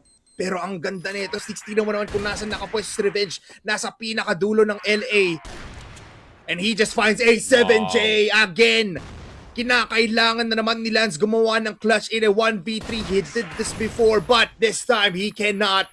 Kano with an instant headshot, 11 rounds sneaky. Yung win probability na overtime ng STS gumagana ngayon.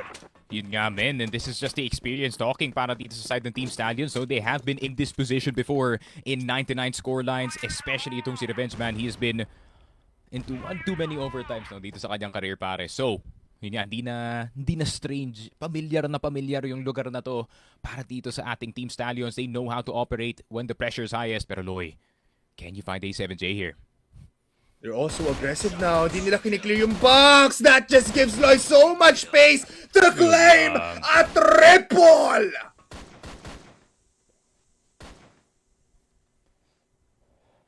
They will get Kano in return. Wait, hold on. They still haven't gotten any semblance of a side take yet, pero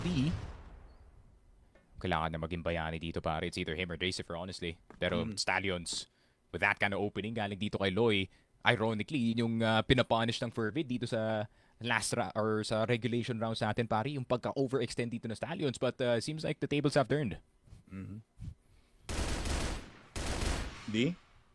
Will get spotted. It's all up to Dracifer now, Sneaks.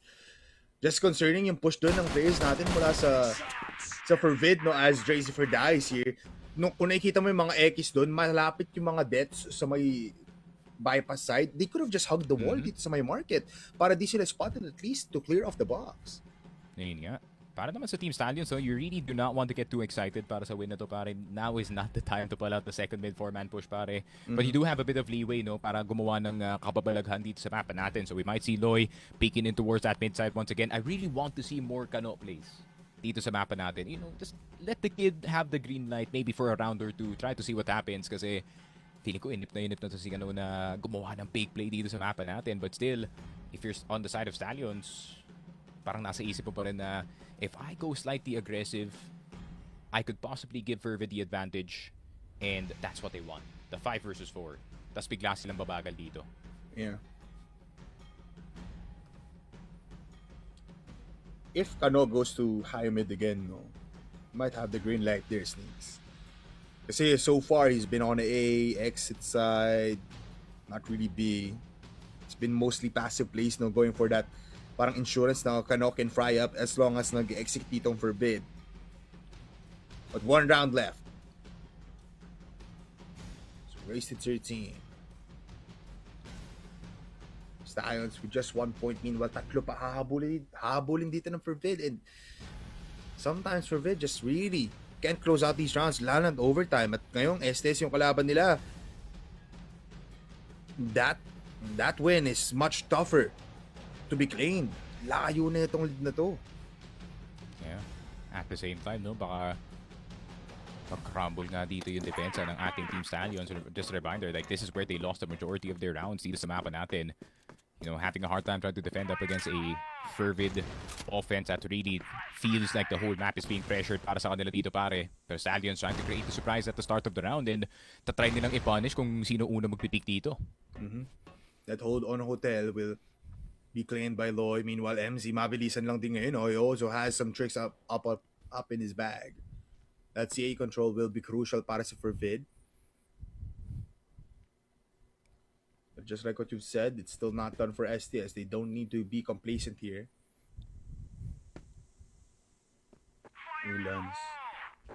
with this. Just crouch it, man. You gotta check. Checks it even more, but it's still alive. That's information now for Nuns. That's Pero okay. may events dahil dun, ha? Mm-hmm. Fight on mid. A-side na lang, Sneaks. Oh, parang yung ginawa nila dito sa mapa, man, they created the possibility na dahil nga may nade na lumipad dito sa hotel, they could be setting up from there, pero sa A-side pala sila, men. Yeah. Pero... Tapon dito si Revenge. Oh no. FERVID, will you lose this round? And force a matter of 3. Look at Lloyd, mabilis ang lang, Snakes. He's already rotating, but the flash is there. MC! He gets the kill though! And Lloyd now and Kano opening up this last round, possibly naubos ang buong FERVID! Sila na lang natitira! And with 1 HP, siya pa yung nahuling natitira! The C4 is just close by. Pero he needs to find these 2 players. Revenge and JJ waiting on A. Sige, Lance, papasukin na yan. But with 20 seconds, he goes towards B. There's a possibility na maklatch up pa rin to ni Lance. Yeah, he can get the plant papuntang spawn siguro, pare. Kung tatry niyang i-confuse yung kanyang mga kalaban dito, makakaabot kaya siya ng tower? Di namin, baterya na lang. Could have been better, no, kung paharap yung depensa niya. Just try to confuse these players din mula sa STS. Because stakes are high. Peace, Pero- man, pare. Oh, look at Revenge, she's just waiting. Oh, so fast. Oh, Lance, he just dies, and that's it. Ankara, claimed by STS, and we're going for one more set, Sneaks. Grabe. What an exciting map number 3 we have ahead of us dito, Polar. Team Stallions collect the win in Ankara pagdating sa ating overtime. STS, yun nga, no, looking kinda shaky pagdating sa kanilang form ng regulation, pero pag pinasok pa sila sa overtime, parang na sila nakauwi sa kanilang bahay dito, pare. Team Stallions looking, a bit shaky, but at the same time, by the tail end of that game, pare, medyo nag-lock in na rin yung mga players nga natin dito, and pakiramdam ko din na medyo nag-crumble dito yung FERVID dito sa ating overtime, and it just seems like the Stallions pressure was too real, and even on that last round, no, na sobrang ganda ng setup dito ng FERVID. Meron ng onting convincing nades dito sa may B-site and even got a fake going dito sa HM, pero hindi nila madaanan yung 3 players na naan dito sa A. Really well played there from Kano, in all honesty, pare. Man, after those 14 rounds na nakita natin dito sa Ankara, parang yun nga, no, just like what you've said, parang naging stagnant na rin dito ang buong FERVID. They were just getting raided every time. Loy was getting those fast pushes towards CA multiple times din. Parang hindi na rin to naging komportable for FERVID. They were just basically trying to force their way in, but they're always getting bombarded with bullets or at least with nades, no? And once they were on the GR side, they were trying things. Nakita natin yung 3 straight rounds.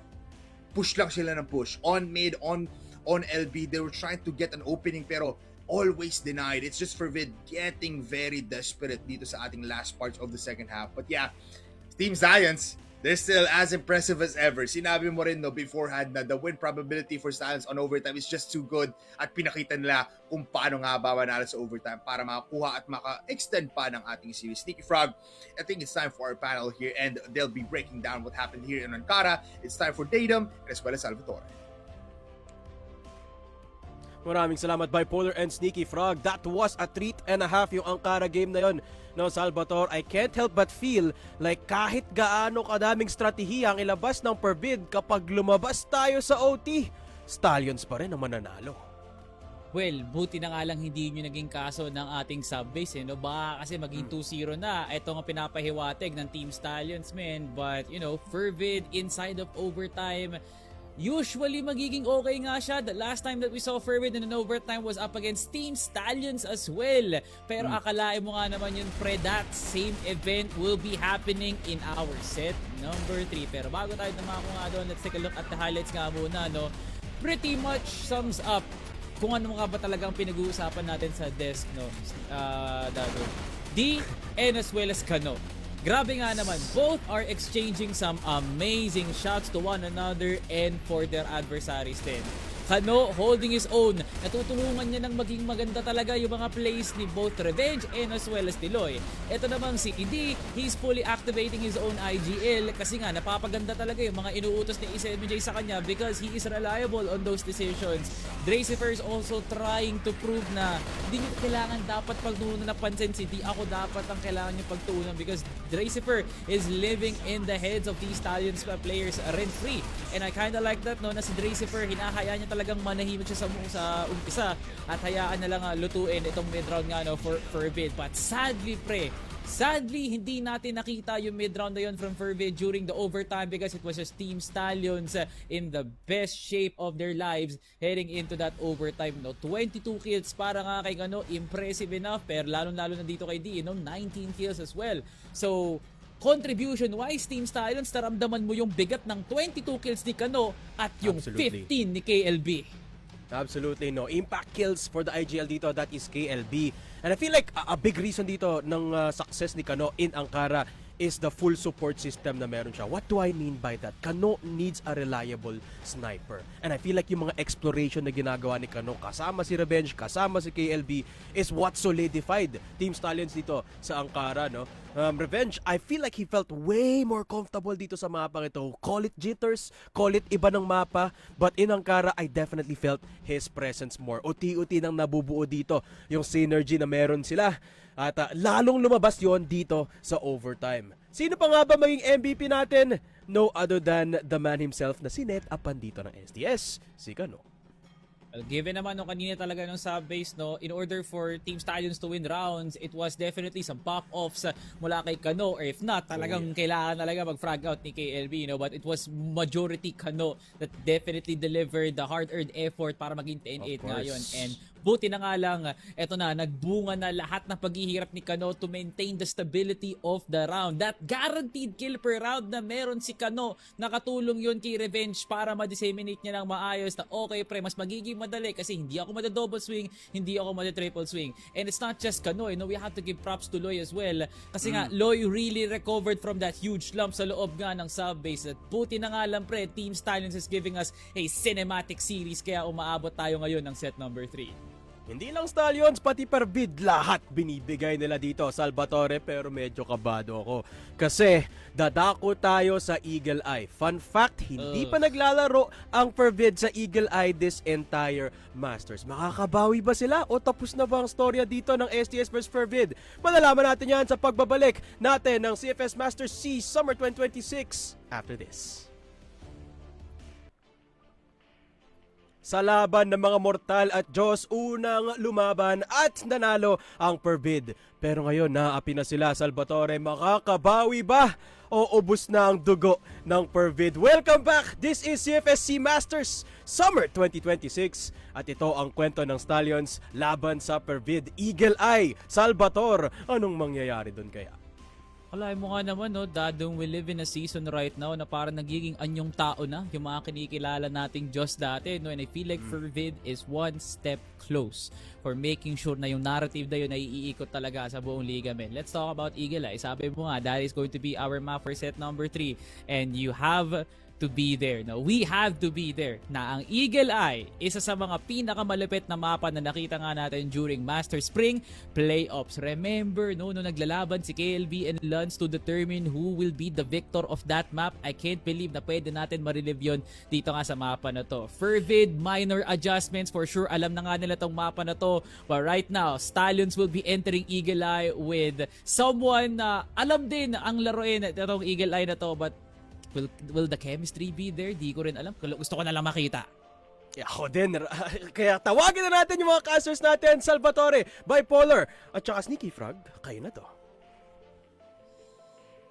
Yun ang Salvatore, mukhang pwede rin naman siya sumama dito kung gusto niya, Ikaw na rin, Dadong, but everybody's gonna be watching muna for now, Kami muna bahala dito sa ating casting desk. It's Sneaky Frog and Bipolar, and it's gonna be the last map, the last set of the day, the last set of this Sneaky Frog. Dadayo tayo sa mundo ng mga ibon. It's Eagle Eye 2.0 for our decider matchup. Sneaky, it's a map that both teams play well. At baka it's a sniper battle. Yun lang feeling ko mangyari dito. Yun nga, men, no? Yun nga, before I get to my point, quick shoutout to Annie Chris Abella na nagbebenta ng iPhone 16 for 42K, pare. 3 months old. Yun nga lang. That's just a quick shout out dito kay Boss Chris Abelia. Pero before I get to my point, no, Eagle Eye 2.0, obviously it is a map na nakita na natin multiple times dito sa ating Team Stallions. No? Obviously, pati sa GR side, nakikita natin na hindi sila takot na mag-push forward dito sa mapa na to. And especially considering the size of our map is also very, very small. Ayun nga, no, I feel like Team Stallions will not have any problems connecting to each other kagaya na nakita natin sa ibang parte dito ng Ankara and pati nga dito sa subbase. I feel like one of the main reasons why natalo sila dun sa subbase na yun is FERVID did a great job of kind of just separating yung players natin na nakasanayan dito ng Stallions na just consolidate yung kanilang firepower sa isang parte ng mapa, pero hindi nga nila nagawa yun. But in a map like Eagle Eye, that is gonna be slightly harder to pull off, no, considering na kagaya nga na sinabi ko, napakaliit ng mapa. So FERVID has to play slightly different dito, man. Maybe more on the picks, kumbaga baka maghahanap muna sila ng 5v3 instead of a 5 versus 4. You know what, Sneaky, there's gonna be a lot more things to talk about now once we head on to the game. So why not? Let's check out the comms coming in for our last set. Let's equalize for now. Ay, tower. Ingat lang nga, 60 po. Ano tower? Pasigan may daw, bench. Sige, wait lang, tol. Palapit pa lang ako, ah. Smoke ko lang to. That's Lance with 2 kills already, Sneaks. JG will find MZ, but you can hear the shouts coming in for the boot camp dito na ante FERVID. They're entering the sites now, coming to B. Ooh. Okay. Equalizer. 3v3. 2 minutes into the round, or 30 seconds into the round, makapasok sila. D! Revenge! I feel like he's getting a little bit too worried with smokes right now. D makakuha dito ng isa, but he also just falls down immediately. JJ now for the cover. Tracer down, pero si A7J nasa na nga ba ngayon? Nandito sa may likuran, they're defusing the bomb, pero they just tap it a little bit, pero JJ will confirm the kill. That's STS with the first round. Yun nga, medyo nagkagulo tayo sa start round natin dito po. A whole lot of bullets already flying super early dito sa mapa natin. And that's kind of the expectation, no? Pag kalaban mo talaga yung Team Stallions, kahit nga na nasa GR side sila pare, they will be attempting to poke and prod, whether it is long A, whether it is mid door, whether it is LB. So, ayun nga, no? Maybe it's time for FERVID to kind of turtle up a bit dito muna sa base, pare. Yeah. And this is what they're doing right now, no? Just wait on the part of the map na nasa kanila. Check out the scope kung may mag-over-aggress because STS still does this from time to time. Pero Lance, no, kanina, naka-double kill agad siya before we even head on to the full scale of the game. He fought Kano, he found one more. Let's see. Pretty, doggy, no? Parang naging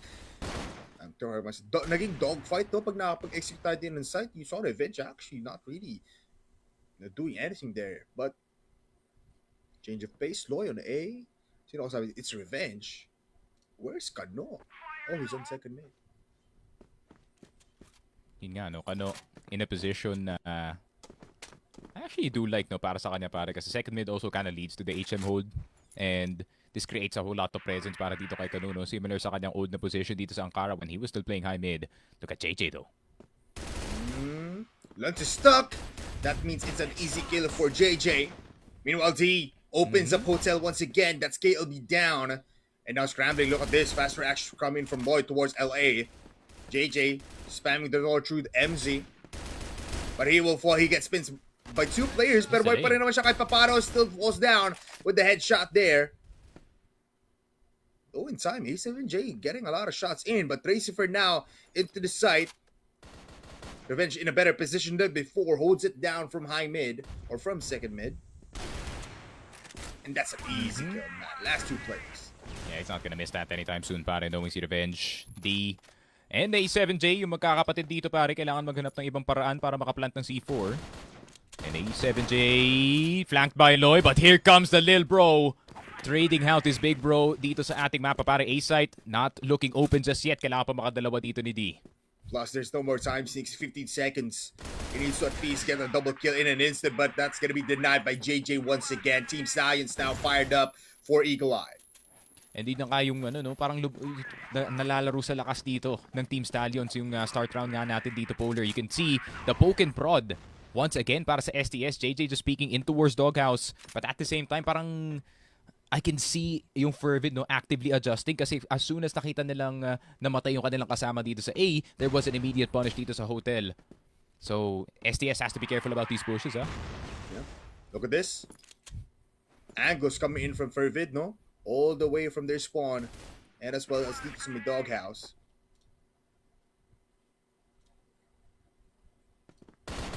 Once. Yo, he gets out. He caught the timing there na tumingin sa kabila si Loy. Pero Dracifer ngayon, mapapas lang din. FERVID trying to recover these rounds, pero D will also fall down. It's 2 straight rounds, and look at JJ activated ngayon. Dead direction na lang siya, but MZ with the kill.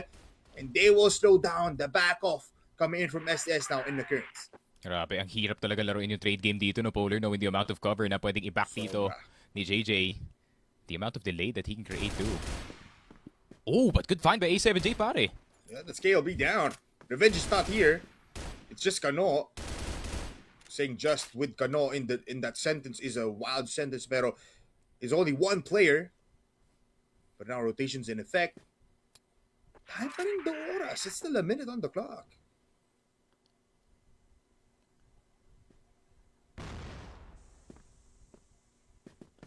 Uy, now he's gonna fish though. Pipik bigla. E7J, di niya alam na nandito sila sa baba, pero MC in the smoke will fall. It's a double now for Loy, making a triple. And it's a 4K pangano on that round as he did kill off Dracifer in the beginning dun sa may doghouse. It's a 3-point lead already for STS. And yun nga pare, this is similar to what we saw on Subbase. Actually, instead, yung STS pa nga nakuha na first 3 rounds natin, and it kind of just feels like FERVID, no matter what they try dito sa mapa natin, no matter who they pick, it's just STS with a really good recovery. And this is really weird though, galing sa side ng FERVID, yung spacing nila biglang nawala dito pare. Pero MZ, spraying on down. Uy, Kano! That's just disgusting sneaks. These are very scrappy fights.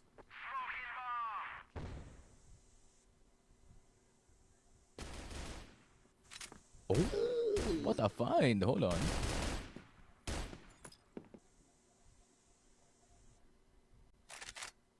You can't feel FERVID sneaks. This is such a tough time to be at the side. Is it the inexperienced Polar, do you think? Feeling good in eh. It might be, they know the map, but not to this level like STS. Yeah.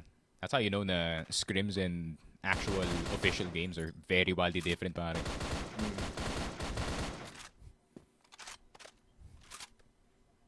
And the change of pace, and look at this, JJ not even pushing mid.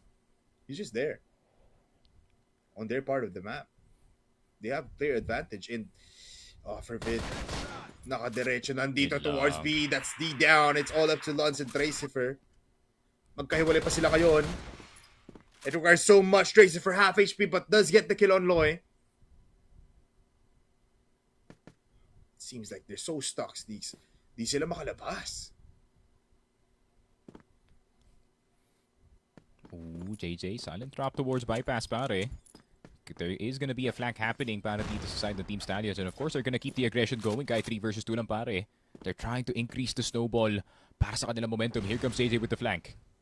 Dracifer already in the site though, or close by. Meanwhile, Lons trying to recover it from the backside. Revenge falls down. It's both players falling down as well for FERVID.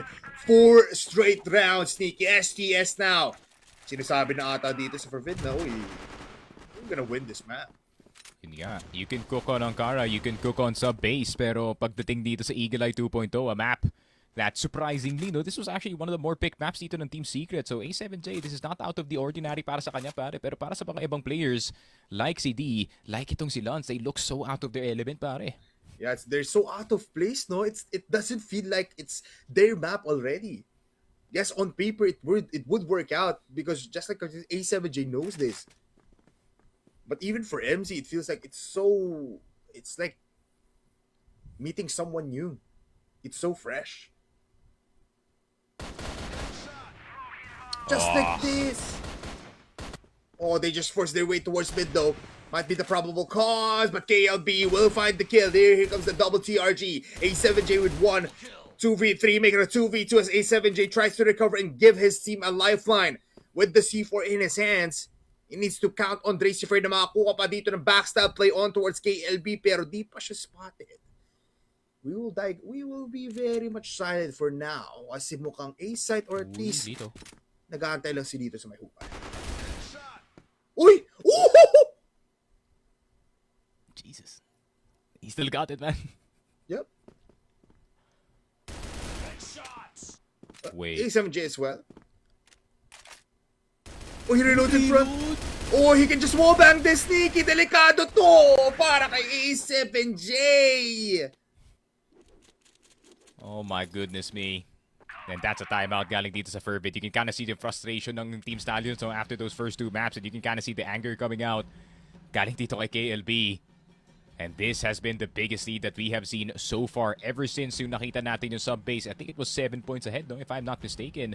Yung nangyari dun sa mapa na yun, they're actually 6 points ahead. So, isang puntos na lang malalagpasan na dito ng Team Stallions yung current record natin on the biggest lead in this series.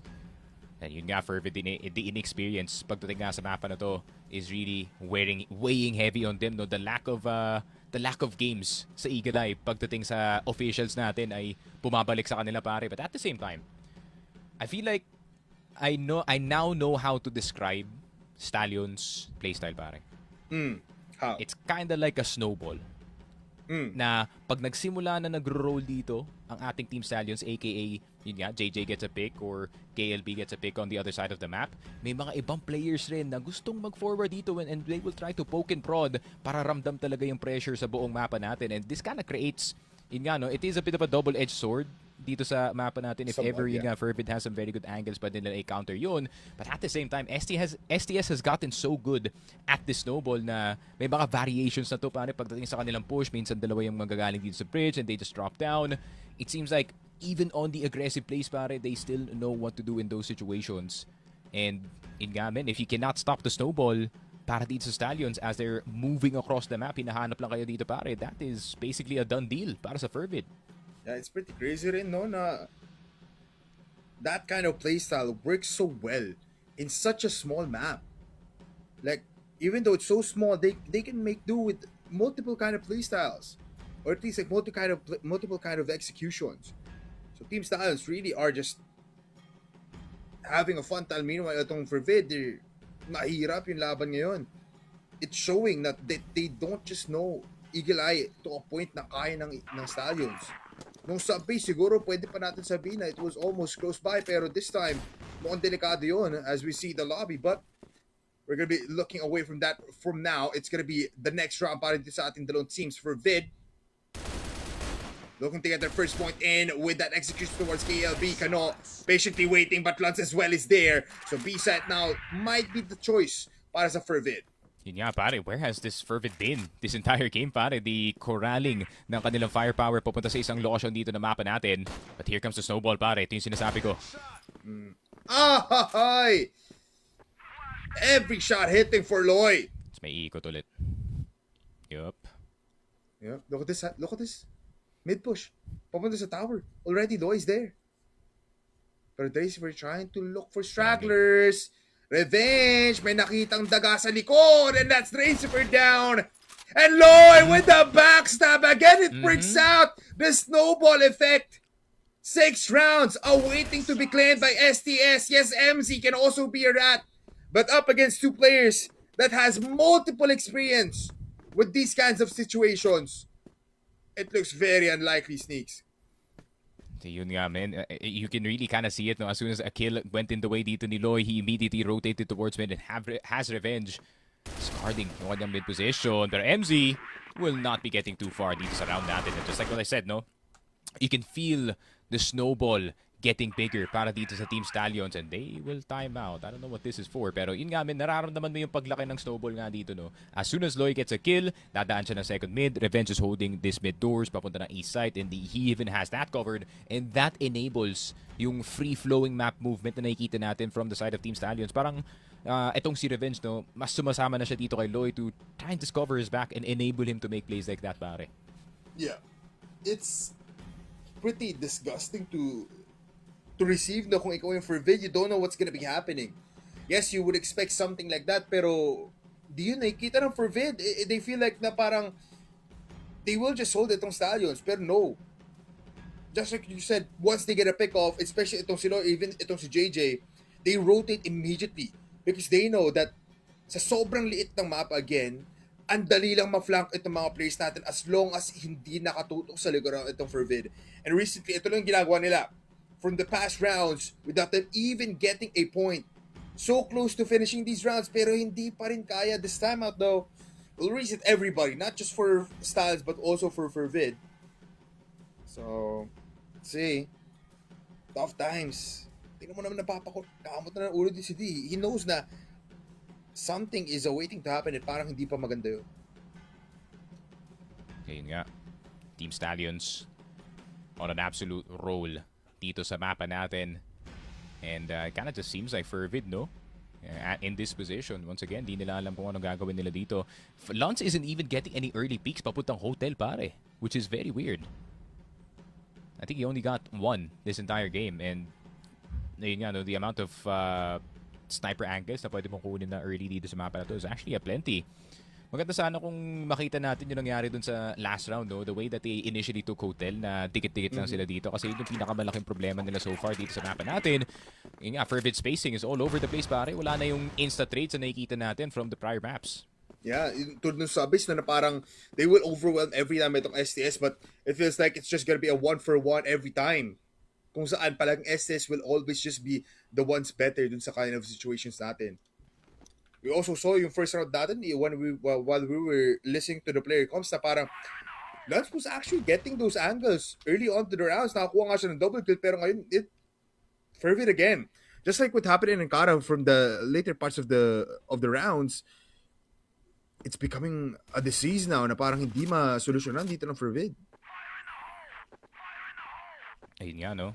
And this is now the time na Stallions post-timeout, pare, they are gonna pull the troops back, no? Testingin nila dito yung FERVID.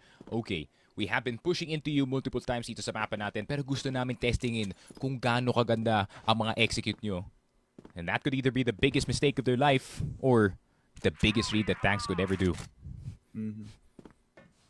That might just be the reason, no? Para dito sa ating timeout din.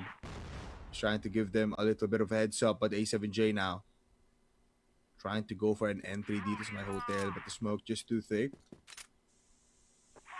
MZ hasn't been that successful though, but this time he's gonna be successful at killing off KLB. Hotel clear, second mid as well. B side only one player. But delikado pa din, they cannot go in just easily dito sa B side.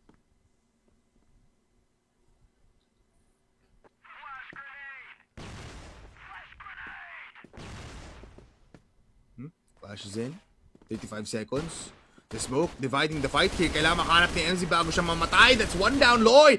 Kano as well, MZ with the triple. Pero JJ will clear off Lance. This is now the backstab mula kay JJ. That's good for 2. 36 seconds. A7J recovers from the bar. It's all up to revenge. Is this the first point ng FERVID? It looks like it is the first point nga para dito sa PL side nila. Yun nga, finally man, it took a whole lot of work para dito sa FERVID na kumuha dito ng kahit ni isang inch ng space dito sa mapa natin. And finally, it came in the form of the hotel side. But STS, they were inches away from just absolutely clearing everybody dito nga sa mapa natin. And it seems like giving FERVID an inch of space para isn't really the way to go. So Loy's gonna fight. Oh, Loy fighting, but that's not a good sign. Revenge on top A will fall from MZ again, an entry that you cannot deny. A7J, JJ, walang magawa dun kundi umupo na lang. They're forcing everything now. FERVID, hungry for brute force action. Pero KLB, di pa siya spotted ngayon. We'll try to look for MZ here and he spots him with the headshot flashes there. Delays a little bit. Pero KLB can just wait for Kano. Lance though finds the head with a quick scope. One more possibly. Stuck on LA. Both players of FERVID. Nades inbound. Bang towards KLB. But it's not going to be finishing him off. KLB lives to fight to another day. And A7J stuck on the box. A7J finally wins the fight. It's a 2-6. And finally, we have a bit of a fight here para dito sa FERVID. And honestly, that wasn't even too much of a bomb plant pare, no? It's kind of just STS and FERVID beating in the A site and just absolutely brawling dito sa mapa natin. Pero Stallions, speaking of a brawl pare, parang si JJ gusto makipagsuntungan sa start ng round. Ito na, brawl it is for JJ. Does spot out players pero they will back off. This is fast aggression pero met with multiple players. They're doing what they did in sub-base. Pero dalawa yung mamamatay. No trades there. Meanwhile, Kano on mid! Lahat na wala. Pero A7J still fight one more. They die immediately. And that's our first half, Sneaky. 7-2 scoreline kung saan 5 ang angat ng Stallions. It's just like sub-base, pero baliktad naman tayo ng sitwasyon. Yun nga, no? Time for defense para dito sa FERVID, and the pressure is now gonna be on the particular snipers ng ating FE team. So that means Luns has to step up hard on the top A side na mapa natin, and A7J, he is gonna have to hold it down dito sa hotel side natin. Rest of the players here is gonna try to see if they can just poke and prod as well, kagaya ng ginagawa nga dito ng Team Stallions dito sa mapa ng Eagle Eye. Because I feel like if you kind of just sit around in Eagle Eye na hindi nyo alam kung saan guaranteed papunta yung mga players natin, that is kind of a death wish. So, para naman sa Team Stallions, no? PL side na sila, pare. This is their favorite side of the map, and they have the green light to push wherever they want, pare. Especially knowing na 5 points pa yung kanilang lead, we might see some straight-up disrespectful pushes galing dito sa STS, pare. Tulad ng mga ginagawa nila dito sa ilong, no, na parang dire-diretso lang, set up a smoke habang tumatakbo, then enter the site with guns a-blazing. That might just happen here to cement themselves in a comfortable 8 rounds immediately after the switch of the sides. Pero for Vid, we did see them looking so prepared in sub-base and even on Ankara. Have they researched well for this fight in Eagle Eye where they sit on the GR side? I'm just worried, no? Para dito sa ating FERVID, not for Stallions, because they know what they're doing now. FERVID, where are they're gonna be placing most of their players? Dion mid? CROSSFIRE there? E7J Hotel? There's a lot of things to consider here kung ikaw yung FERVID. Yun nga, daming options para dito sa FERVID, no? At the same time, is the option right para sa kanila, pare? Team Stallions, yun nga, no, will be looking for any and every openings dito sa mapa natin. Has to be careful about that bridge side, though. FERVID, okay, walang opening sets para sa kanila dito, pare. Standard agad na gusto nilang gawin. Dominate mid, I guess. A7J will hold down mid. D on second. CROSSFIRE on B. The rest of the squad, same kind of dito sa may A site na hold dito ng ating players for FERVID, no Luns and MZ, but Stallions, again, they're just waiting. It's gonna be execution towards long B, possibly. Ooh, wait lang. Wait lang. Yo, CROSSFIRE! He gets a double despite him giving a grenade in the face of STS. Meanwhile, A7J, kakayahin niya lang dito si Lloyd, pati si JJ. He finds one more! Is this it? Iipitin nila sa may bisat yung dalawang players ng STS. Ito yun nga, papalik na lang dito yung STS, pabalik ng hotel. I think they're gonna try to re-clear itong si A7J, and this could be the right idea para sa STS, no? This is gonna create a possible equal round para sa kanila, pare. But A7J just being as annoying as possible. Delay has been created, pero tingnan mo na second mid. Ooh! 6 HP for Luns as he kills off That's JJ. crazy. That is indeed crazy with the C4 down. MC just holds, pero mamamatay Oh, lang it's gonna din. go, man. It's gonna win an HK, pero both players are low, Sneaky. And with the gun of Luns and M14, he can easily spray this out. But he's looking at the wrong direction. Meanwhile, Kano now trying to push, trying to check. Both players now wielding the M14s. So they will spray and pray. With 4 to 5 seconds on the board, the C4 still not taken. Luns wary. Worried kung saan nga ba dito si Kano. And that's why he looks towards mid. He doesn't know where Kano is coming from. It's classic CROSSFIRE 1v1, so pare. Everybody just moving all over the place dito sa mapa natin. No information whatsoever on who is where. Kano, though, might have the perfect timing para dito kay Luns. He does not have to really do any drastic moves. He can do a fake. He's not faking sneaks. Oh. Kano falls! He didn't go for... I think he also thought na nasa A-site na dito ngayon si Luns, but STS does give it a round, not claiming the 8th round pagdating to the second half. Yun nga. And FERVID finally with a bit of a fight dito sa kanilang GR side. I would argue, no, the GR side is slightly easier to play para sa kanila, pare, as they do not have to stress out on their opening moves. And Team Stallions now the ones trying to look for any stragglers dito sa mapa natin. Loy, who has been very good this entire game. Pag mahanap na dito si CROSSFIRE, without getting the attention of Luns, pare, pwede na mag-back dito yung STS and they can form their usual dito, pare. I mean, CROSSFIRE might just give his life away. Yun lang, D. What was that shot? Lucifer finds Lloyd, but eventually the smoke finds the headshot with a USP. So it's still an advantage coming for STS from that engagement given by Lloyd. But they're just the way things they want to get into the minds dito ng FERVID.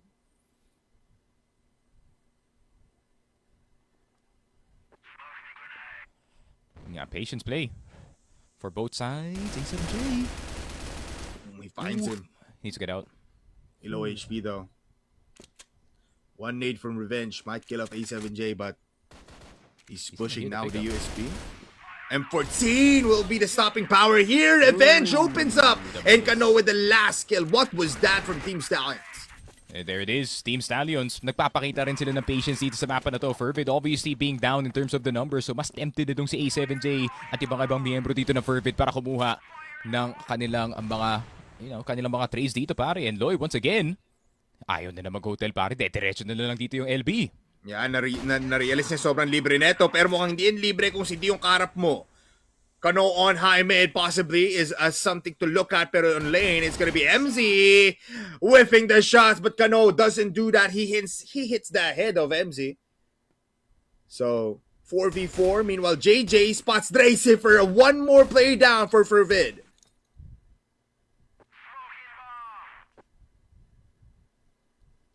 There needs to be like a play happening para dito sa FERVID pare.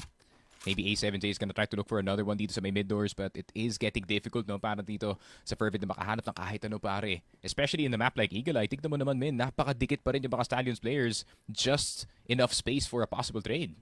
Yeah. Well, Lance is not spotted here. JJ actually getting a lot of damage dito sa mid. Just from A7J's spray. Lance not even checking tower now, Sneaks. Nakatago lang siya, pero di pa rin nakita. Revenge goes up, kita niya na! And he finds the helmet, and that's an easy headshot for Revenge. With Kano holding down the TRG, he spots A7J, but A7J spots him as well. It's Kano with the switch up. D, can he go for a 1v4? Come in from the BL respawn, that's one down. Bomb planted. Revenge spotted. Flash, connecting. Pero tingnan mo, umaikot na agad si JJ. Sabi niya, hindi niya kailangan pumasok dito. But di! Fighting for his life, fighting for FERVID, but nothing there. It's 9 points for STS. And this might just be it. There it is, 9-3 para dito sa STS. And it seems like everybody that doubted Revenge earlier are now just quiet dito sa ating chat pare. Not one person flaming him at this point because he is now back in the fray, back in the game. And Stallions A site, hit him with a classic. Eto na yun, dediretso na lang sila sa sabog si MZ. A7J with a trade, Lance as well. They're still fighting for blood. Pero low in HP ang SCS. 2 players left for FERVID. They're all on exit. Lloyd with a good cover. KLB. The nade flies by. Doesn't kill off D. They plant the bomb. Wait lang. Low in HP players starting D for STS. D and Dracifer. This double D means double death for both of these teams. Pero ponti yung players natin dito. Dracifer wants to go towards tower, pero they just connect towards lane. KLB in the inside of bunker. Meanwhile, Revenge holds his ground. That's one down. Wait lang, D falls. Dracifer, the nade goes towards the backside of bunker. KLB spotted. No more time. He needs to stick it. May oras pa ata si Dracifer. He's pushing, pero KLB, the IGL says no. It's Team Stallions on top of FERVID. And there it is, Team Stallions. Their downfall was overstated dito sa CFSC Masters. And it seems like Team Stallions, despite the hardships na nakita natin sa map number 1 at 2, one thing is for sure para dito sa STS, their mentality is still the strongest in the entire league. Hell, it might be the entire world at this point, no pare. Kagaya nga na sinabi ko kanina, as long as the game is not over, Stallions are gonna keep believing. And even if it is, a map number 2, just like that, 9-9, the hope is, I would say, dwindling para sa kanila dito, men. Stallions recognizing who they are, knowing who they are dito, pare. They just believed in themselves, and ayun nga, this is what can happen dito sa ating mapa. But at the same time, man, FERVID, ayun nga, men, nadali kayo dun dito sa ating map number 3, pare. It seems like the inexperience nga pagdating sa mapa ng Eagle Eye compared sa mga other teams, no? Kagaya nga ng napansin nga natin dito, no, Polar, dito sa CFS Masters, Eagle Eye has definitely increased pagdating sa prevalence at it has been picked more often than not dito sa mga weeks natin. And it kind of seems like FERVID got the memo late dito sa ating mapa, pare. Team Stallions just looking really good on both sides of the map, pare. Yeah, they were just dominating. This is Stallions that we know that can easily just outgun and outmaneuver any kind of team. And FERVID, looks like they didn't do much research coming into Eagle Eye. They really looked outplaced, no? Parang hindi sila belong dun sa Eagle Eye 2.0. Yun yung pinaka-crazy part na parang they were trying pero only try, not results yung nakuha nila doon.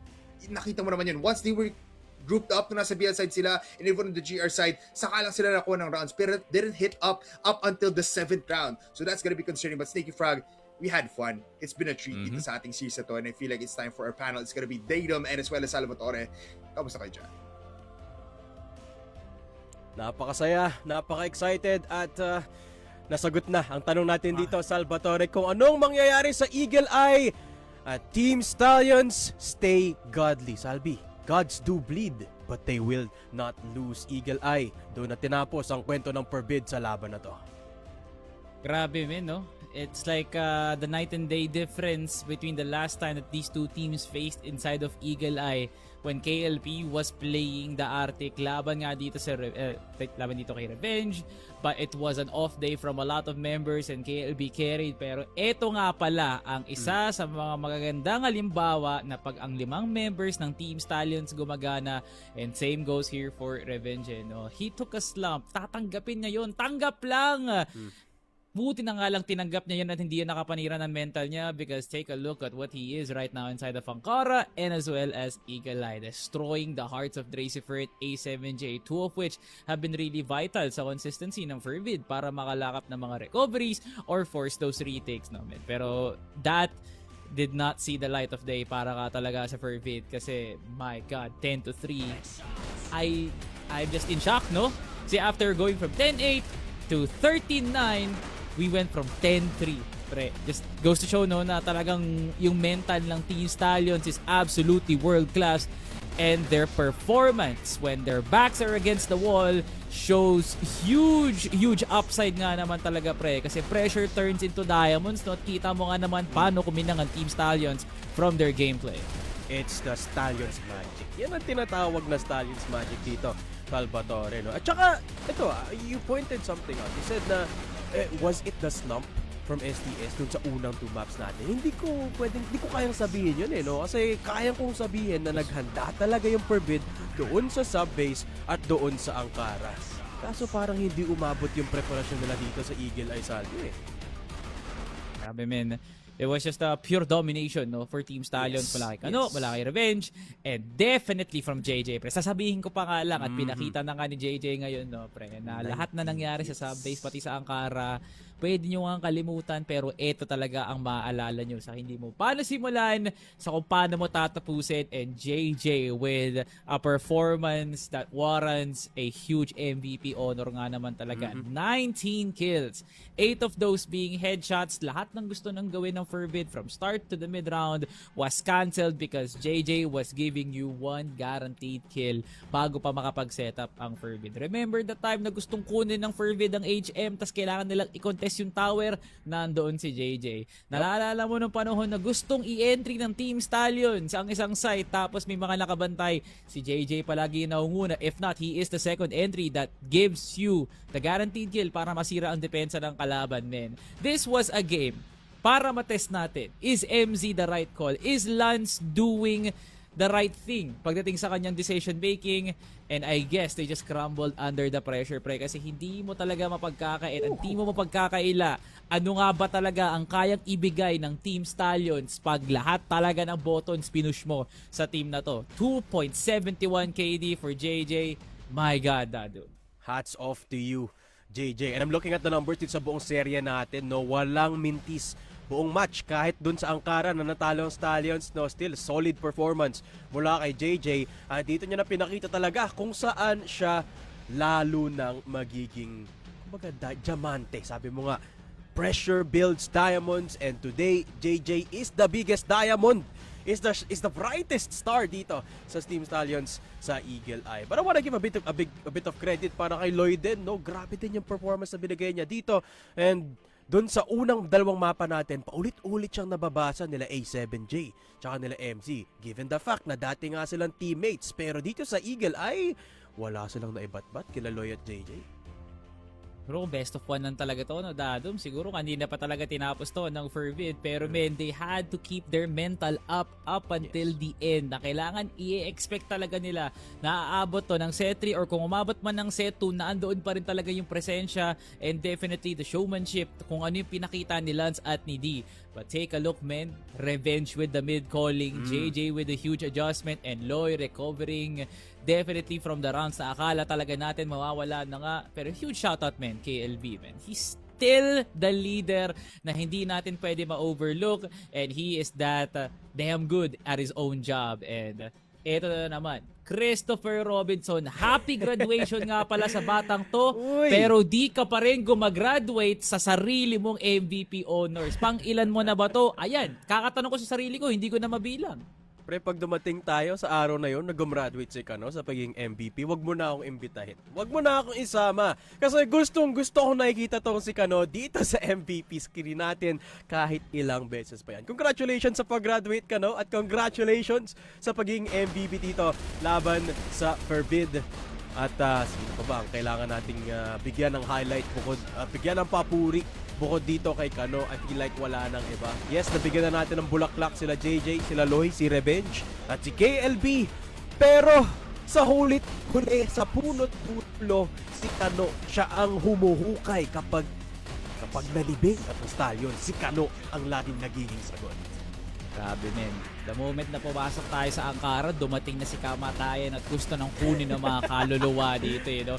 Sa loob ng laron to, Kano, my God. This man's definitely living up to his nickname, the Wonder Kid. He definitely delivered the wonders of the game of CROSSFIRE. Kasi pre, he's so consistent in making those headshots look so easy. At higit sa lahat, napapaganda niya talaga yung forma ng mga kakampi niya from the space that he's allocating at yung binibigay niyang aura talaga. That one assurance that he will be guaranteed one kill pag nag-entry nga siya is just amazing props para dito kay Kano. And man, Team Stallions just, showcasing why they are world class at gano'n nga ba talaga sila kalupit. Ayan, binaliktad nila lahat ng mga opinion nyo. And there it is, man, a reverse sweep from Team Stallions. Nothing like a day in the office for STS. Tsaka sinabi mo na rin, no, yung pagbabaliktad ng opinion dito. I feel like itong sharing ito, madaming nabaliktad na opinion kay Revenge. Alam kong madaming nagalit kasi Salvatore nung pinalit si Revenge kay KLP. Pero kung papanoorin mo tong serye na to, walang oras na hindi nagkaroon ng ambag si Revenge sa laban na to, lalong-lalo na dito sa Eagle Eye. Konting improvement pa natin siguro yung makikita natin habang binibuild nila yung chemistry nila dito, no? Pero I feel like maganda ang baseline dito ni Revenge. Si Revenge yan eh. Pero, eto, Salvi, excited ako kasi meron tayong pwedeng tawagin dito para matanong kung ano nga ba ang nangyayari dito, anong nangyari, at ano ang pakiramdam bilang isang membro at coach ng STS. Tawagin na natin dito si Coach Tanks para sumali sa ating desk. Coach Tanks! Hello. Ayun, welcome. Good evening, Coach. First off, ito, congratulations. Congratulations sa panalo nyo laban sa FERVID. Ito, una na ako magtanong, Salvatore. Coach Tanks, in-expect nyo ba na ganun kalakas ang FERVID sa araw na to? Gaya ng sabi ko nung last interview, everyone is a threat on our eyes. So, in-expect naman namin ng lahat nagpe-prepare, nag-grind. So, I give props to FERVID for giving us a hard time, especially nung first and second maps. We tried to come back nung sub-base as we usually do pag sub-base, di ba? Kaso yun nga, nabitin. Then second map, yeah, they gave us a hard time. Yun, props sa FERVID. Pero yun, we'll take the win. I mean, always, it's a good thing to receive a challenge dito, no, from FERVID, di ba, Coach? Ikaw naman, Salvatore, anong tanong mo kay Coach? Well, ano yun, it's a con of being the best team in the world eh. No? Marami yan in overnight. May alalaman na kaagad ng mga teams kung ano talaga ang susunod na move nito ni Coach Tanks. Eh, no? Pero Coach Tanks, no, let us nitpick itong subbase, no? Kasi parang nakakapantaas nga naman talaga ng kilay yung mga nangyari sa loob ng subbase. No? The first 3 rounds, napatawag kaagad ng timeout si Coach Tanks, and you guys were in a huge deficit of a 7-2 to close out itong first half natin. Talk us through sa first half, ano ba nangyayari sa Team Stallions during that moment, Coach? And what did it feel like na inuunti-unti nyo yung mga rounds, tapos bigla na lang, tinapos na ng FERVID yung subbase na yun. So talk us through naman, Coach Tanks, ano ba nangyari sa loob ng subbase na yun? We were doing our usual setups. Ang problema, medyo hindi kami agad nakapag-adjust since obviously they got the read, no, kung paano yung depensa namin. They got the read, and very evident na na aral nila yung subbase namin kasi 'di ba, nilaro nga nila eh, kumbaga binigay nila yung subbase sa pool eh, hindi nila binan. So ibig sabihin ready sila na kalabanan kami doon. So I again, props to them for doing their homework. Nabasa lang kami doon. Yung first half, yun. Siguro hindi kami nakapag-adjust agad doon sa klase ng offense na ginagawa nila. At the same time, they're hitting their shots. So, ayun. Late adjustments ang naging problem. Yeah. I have to get a follow-up question on this one on Coach Tanks kasi feeling ko this reverse sweep was not that easy to accomplish, no? So I would like to ask about revenge, no? Etong bagong salta for Team Stallions, no? Ano bang epekto na binibigay ni revenge? How vital is his role para dito sa reverse sweep na to for Team Stallions? Wala, display lang yung sa revenge. Matanda na yan. Matanda na. Ano na, wala. Laos na yan. Display lang yan siya. You heard it here first. Display lang yan. Sa revenge. Okay ka na ba, Salvatore? Ako naman magtatanong kay Coach. Okay na, okay. Okay, ito. Na-bring up na din naman Coach Tanks ni Salvatore si revenge. Ito, gusto ko lang ng definitive answer. So, sige. Nasaan na ba tayo sa decision kung ready na si Revenge maipasok sa main roster? Testing phase pa ba to? O siya na talaga yung dedicated sniper ngayon?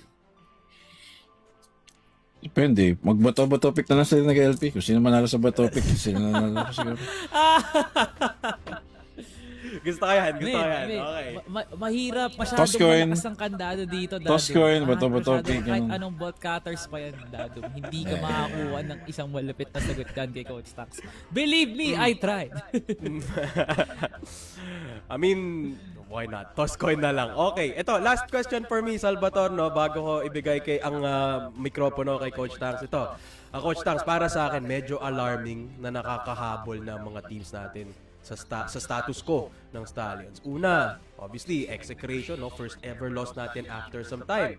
Ngayon, FERVID, muntik nang manalo sa Ankara, na muntik na rin sila manalo sa series, no? So, nakakahabol na talaga sila. Ano yung ginagawa ng Stallions para makalamang ulit? Only to get back ahead. Ano yung ginagawang steps ng Stallions, Coach?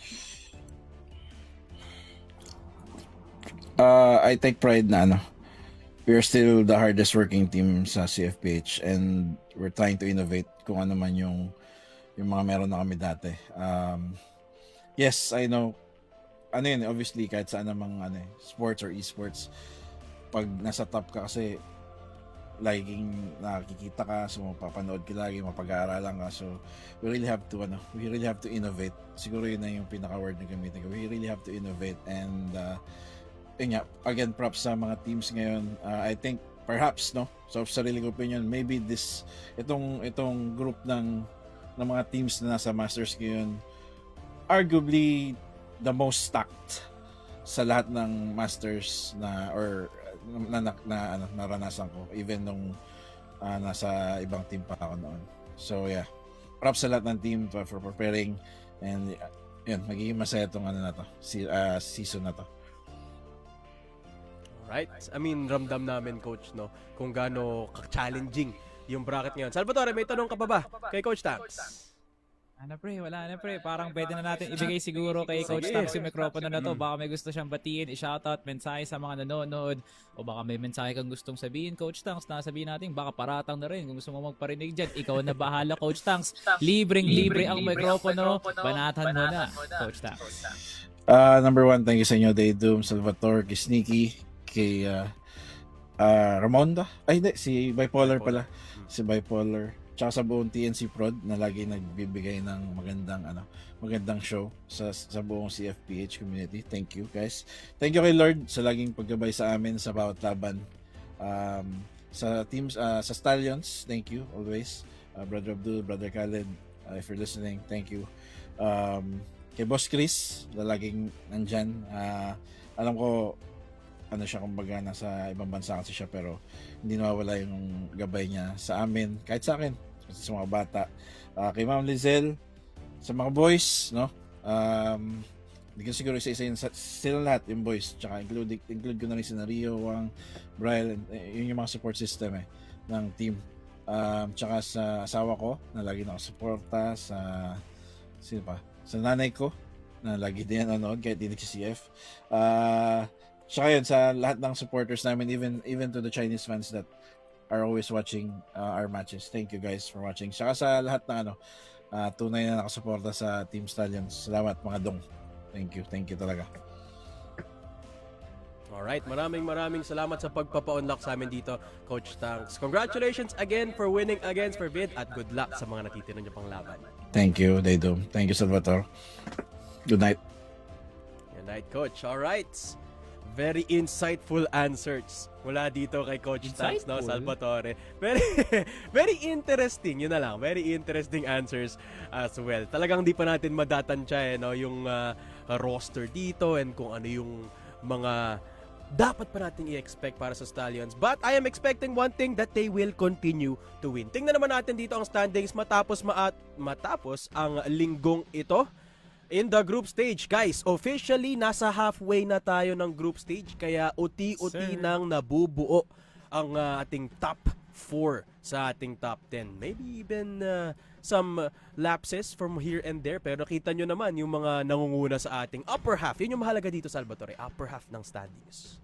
At tinan mo, no, they started the week as the number 6 and the number 7 team, pero with their wins, no, Team Stallions and Virtus Pro are now where they belong, in the top 4 conversation. Yes. No, comeback friends, nandiyan pa rin sila, but they still yet to face Team Stallions and Virtus Pro na inuunti-unti na nga yung pwesto na yun, no. FERVID and Acceptance going down, but I believe Acceptance still is in improvement right now considering that they are in the between median line talaga, no, sa pagpasok nga talaga ng playoffs, and I feel like yung pwesto talaga ng matches, grabe nga naman talaga yung naging glow up niyan. They were below. Literal na number 10 nga sila at nasa taas nila was Taring Bobby and Veteran, no. Pero man, we are capping off week 2 with a momentous win mula sa Team Stallions. I feel like it just ignited a flame para dito sa ating week number 3, kasi after na week number 3, we have one more week to go and then playoffs na nga tayo, Dado. My goodness, grabe. Unti-unti na nating makikita ang ating road to EWC.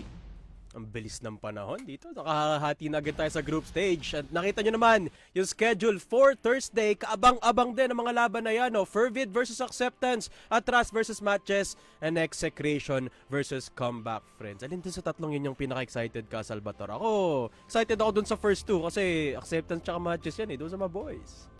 Well, Execration versus Comeback Friends. Akalain mo nga naman, mga dati kakampi ni Aiden, makakalaban niya na nga dito, for that main event for the opening of week number 3. Nakaka-excite nga naman talaga. And sadly, itong cinema natin hindi nga aabot to sa mga susunod pa nga mga sets. Wala na tayo, naubusan na tayo ng BO3 at eto na nga, this marks the end of week number 2, Dado. Meron ka bang gustong pasalamatan, Salvatore, bago natin tapusin ang araw na to?